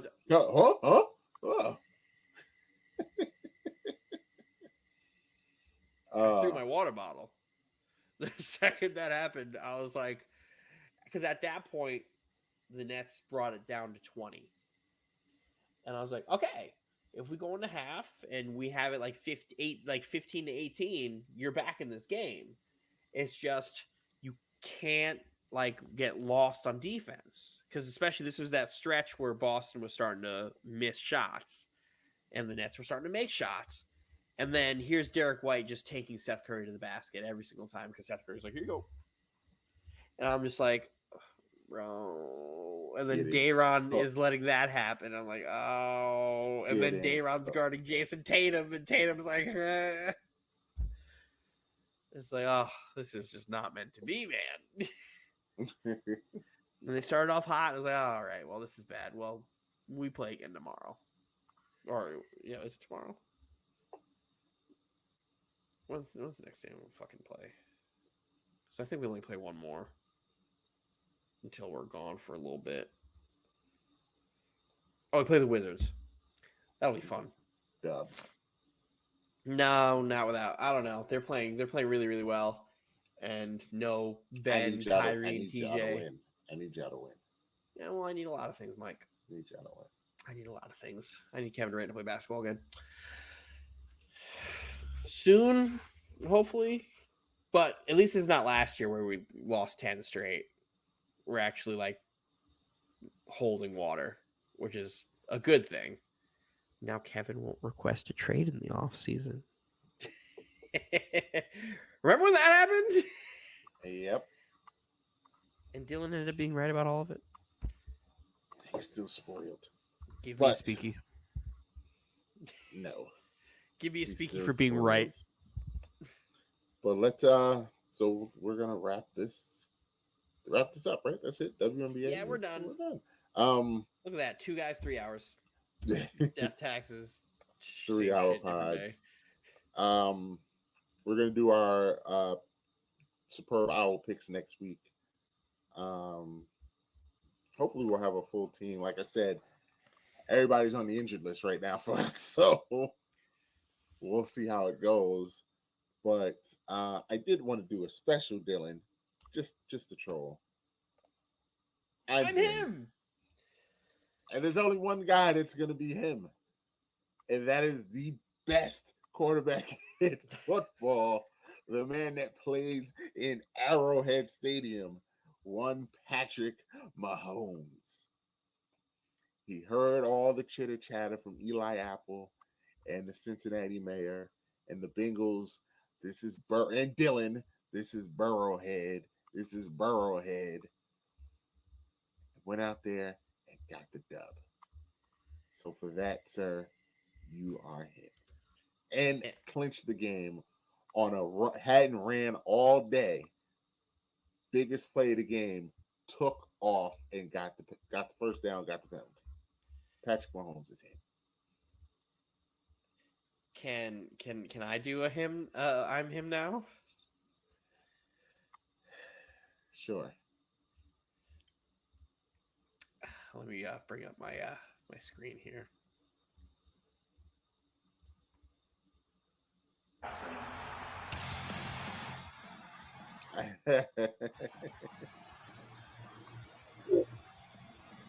Cody fucking This Rhodes. was such a long thing before he came out.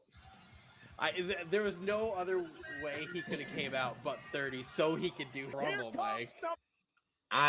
The pay-per-view or the pay-per-view as the a whole. pay-per-view, I gave a B+. How about what did you give the ending? A+. A++. A++. Because extra credit, however you want to do it. That is the best like storytelling I've seen in wrestling in a long time. Like, it's been a while. Like, that's right up there with Daniel Bryan and The Authority going into WrestleMania 30. It was so well done.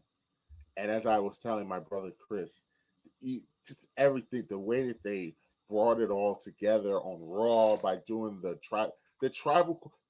now looking back at it, the only purpose for Tribal Court was so that they could show us all the stuff that's been happening for months. To remind us of all of this that's been happening since June of last. I didn't realize it had been that long. Yep. Months and months and months. And just to plant that J seed. And to plant the J, it just phenomenal. Just work. For Jay to finally turn the corner and be like, "Yo, that's my guy." Just for him to just be like, just be so torn on how he's supposed to be feeling is magnificent. Love it. And Roman Reigns' biggest character flaw is he always gets betrayed by the ones who are closest to him. Mm-hmm. Since day one. Always happens. It's always to a chair to the back. Chair to the back. Always turns his back on the man with the chair. Stupid ass. Has not learned. Shout out to Sammy giving me the Django. I had no choice before taking the bullet. Sorry, guys. The best was when Roman got in his face and he did the first it was just superb. He took it back. He tried to get in his face and be like, "Yeah," and I was like, "No, I'm not that. I'm not that." Oh, magnificent. And shout out to Logan Paul. That spot was unbelievable. I haven't seen something like that in a while. I didn't know what I when they were doing it, I was like, are they gonna springboard? That's what I said. I was like, are they actually gonna do it? And I was like, are they gonna do like a cross body? I thought Logan was gonna be like, "Ha," and then like go in and then throw him out after he landed. Full on went and did it.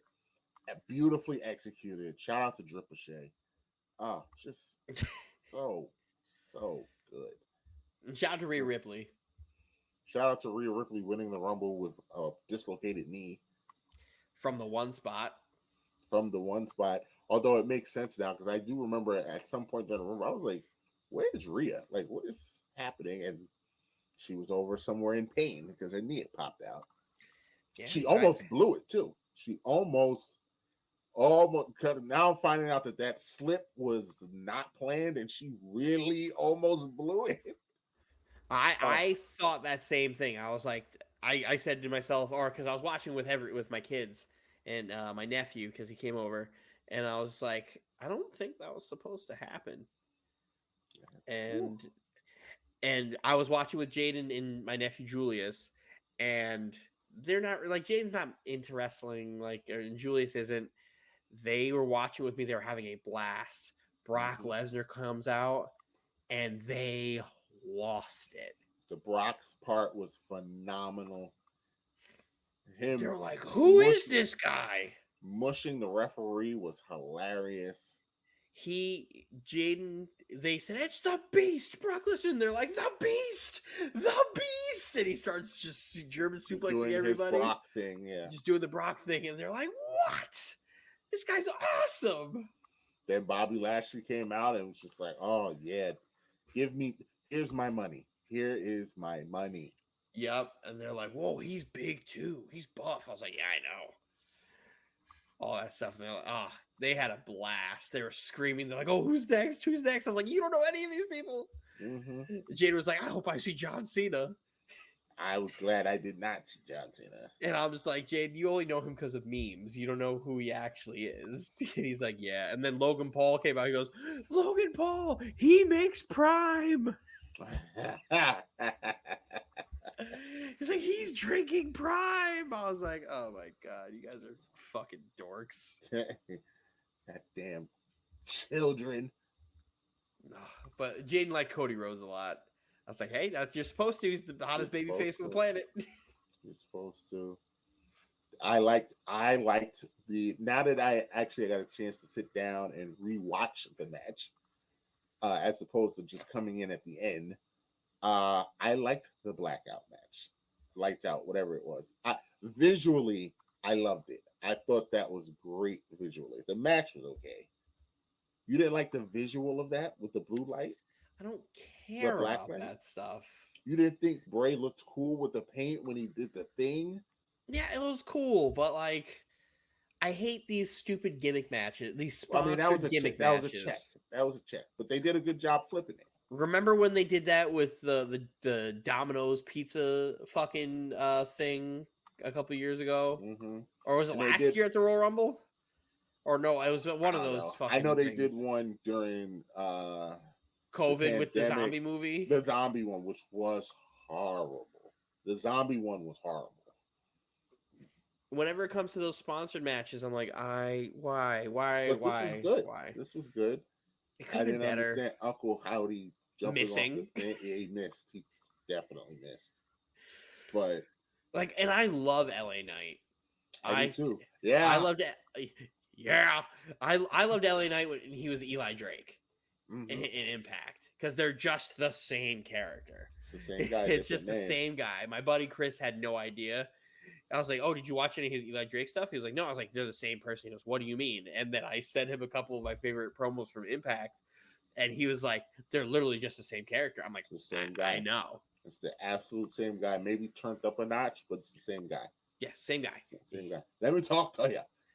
He did this promo when he was in NWA when he was drinking. He got drunk and did a promo, and it was it's one of my favorite promos ever because he started talking about he was wearing Jordans. He was like, these shoes of champions. This jacket, shoes of champions.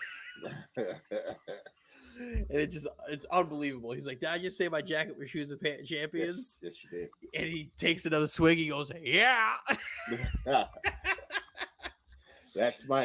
telling you, of everything, that rivalry did so much for him because it just let him talk. It got to prove because before Triple H took over for creative, they were just going to let him rot as a manager. Stupid male and model. He's so good.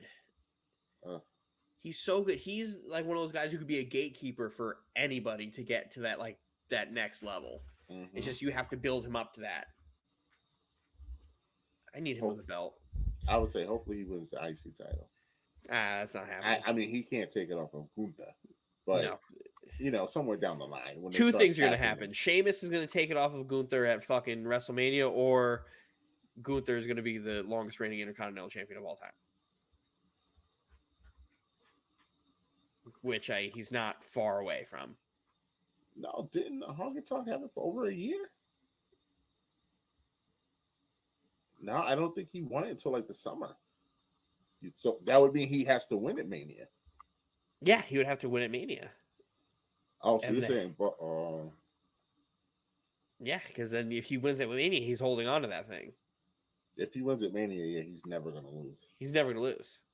The only way he would lose is to Sheamus, or I heard they're trying to do Sheamus, McIntyre, and Gunther. That'd be a banger. That'd be a banger after banger.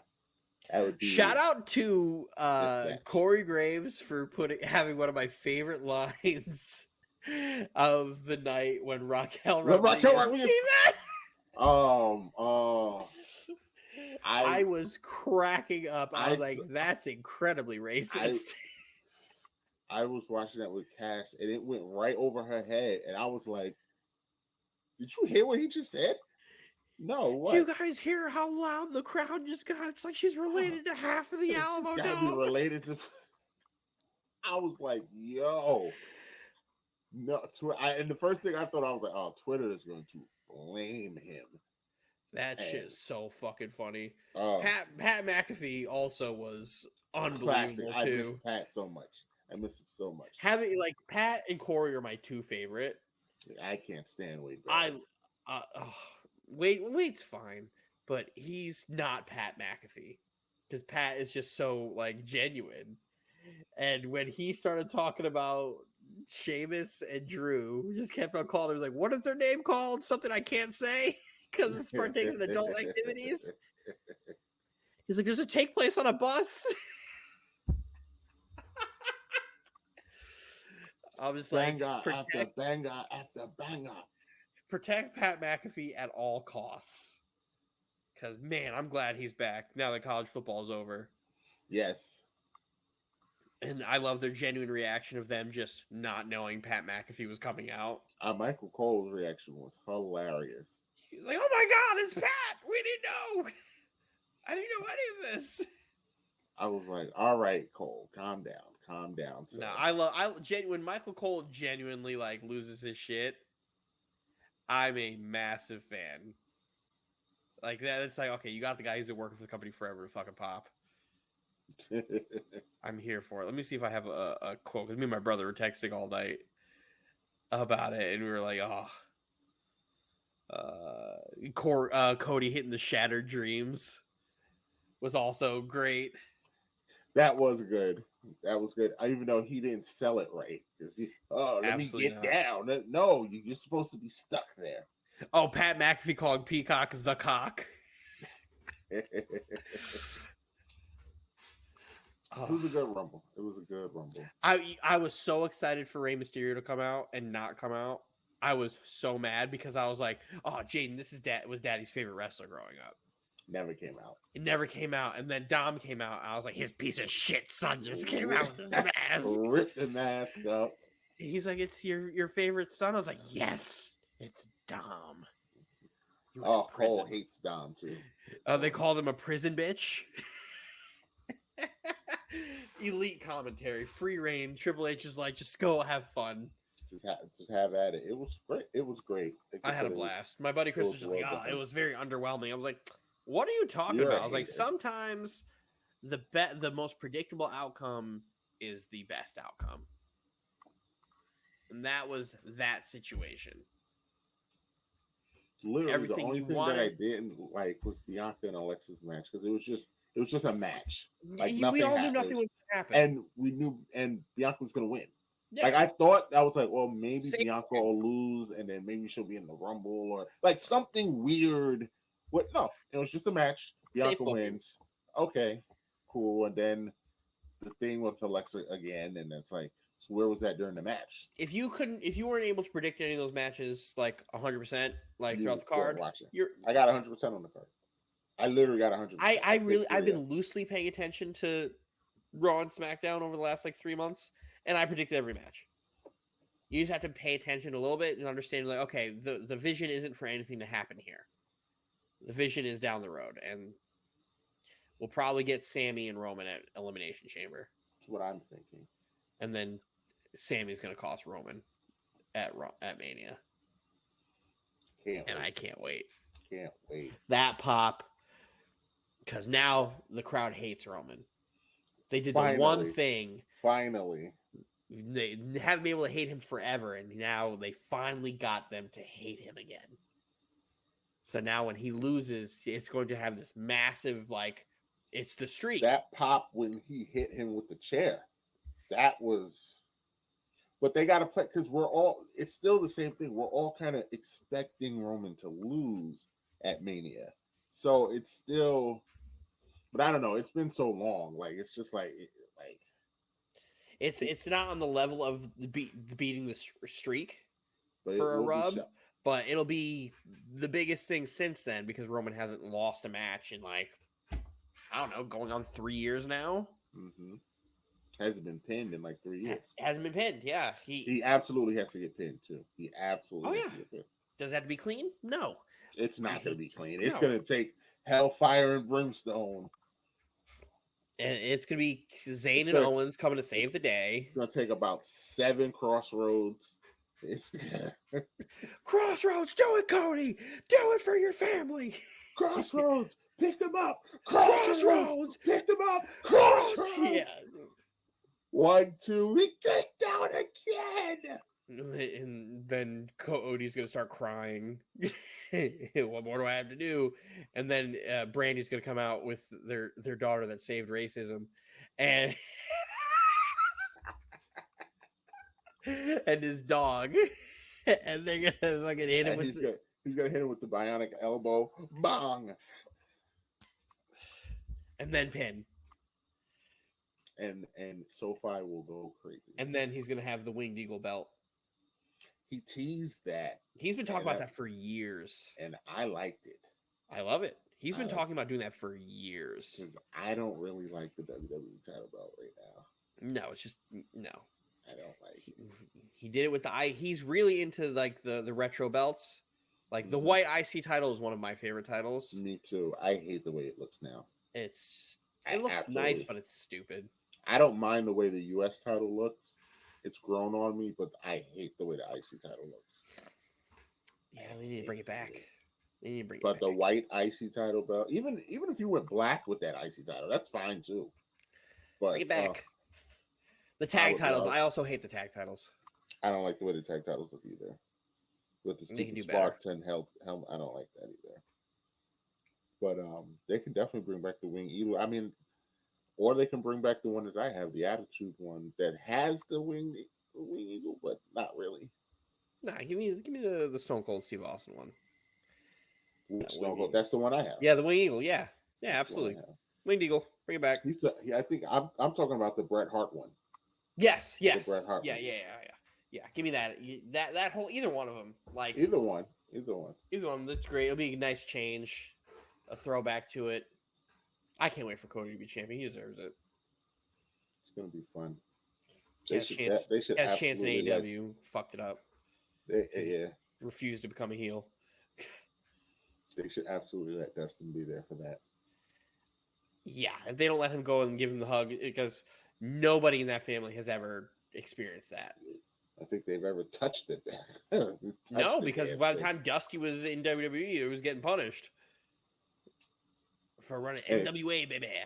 Which sucks because when you see how quickly and how over he got, if he had been in WWE earlier, he absolutely would have been a champ. Mm-hmm. Dusty Rhodes, baby. Could talk with the best of them. But yeah, let's wrap it up. We're at 3:15. We just went on a long wrestling tangent. We never get a chance to talk about wrestling on here. I know. We never get to do that. And listen to James whine and complain. Wrestling's fake. It is. And then Anthony talk about the bunnies on there.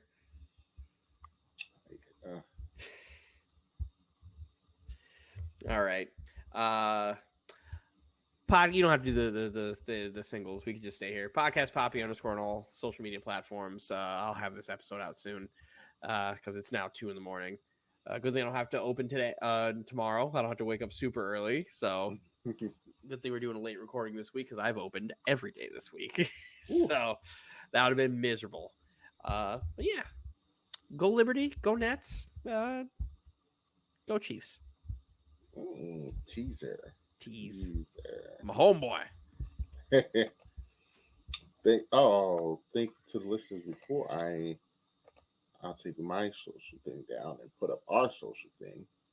And follow us on everywhere that you get your podcasts: Apple Podcasts, Google Podcasts, Spotify, Amazon Music, iHeartRadio, Stitcher. We're on all of it. Please like, share, subscribe, hit the notification button, hit all of it for us. We appreciate everything. And yeah, this has been a great episode. Two-man weave. We're still going. We will be back next week, like I said, with some picks, predictions. I'll try to let Dylan talk me into doing a parlay for the game. Ooh, I need to think. I need to make a bet. Do you want to bet the coin toss? I'll think about it. Who's the home team? Home team wears white. But I'm saying who's picking the coin? I think Philly is.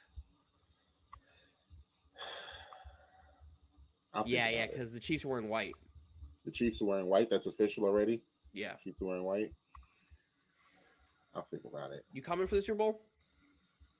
Good chance. I'll make food. Yeah, I'll think about it. We'll talk. We have a few days. We have another show. Follow me on all the socials. IAM_MBJ. Shout out to the rest of the guys. Josh, Raz, Snow Bunny Killer, Anthony. Eat a dick, Anthony. James.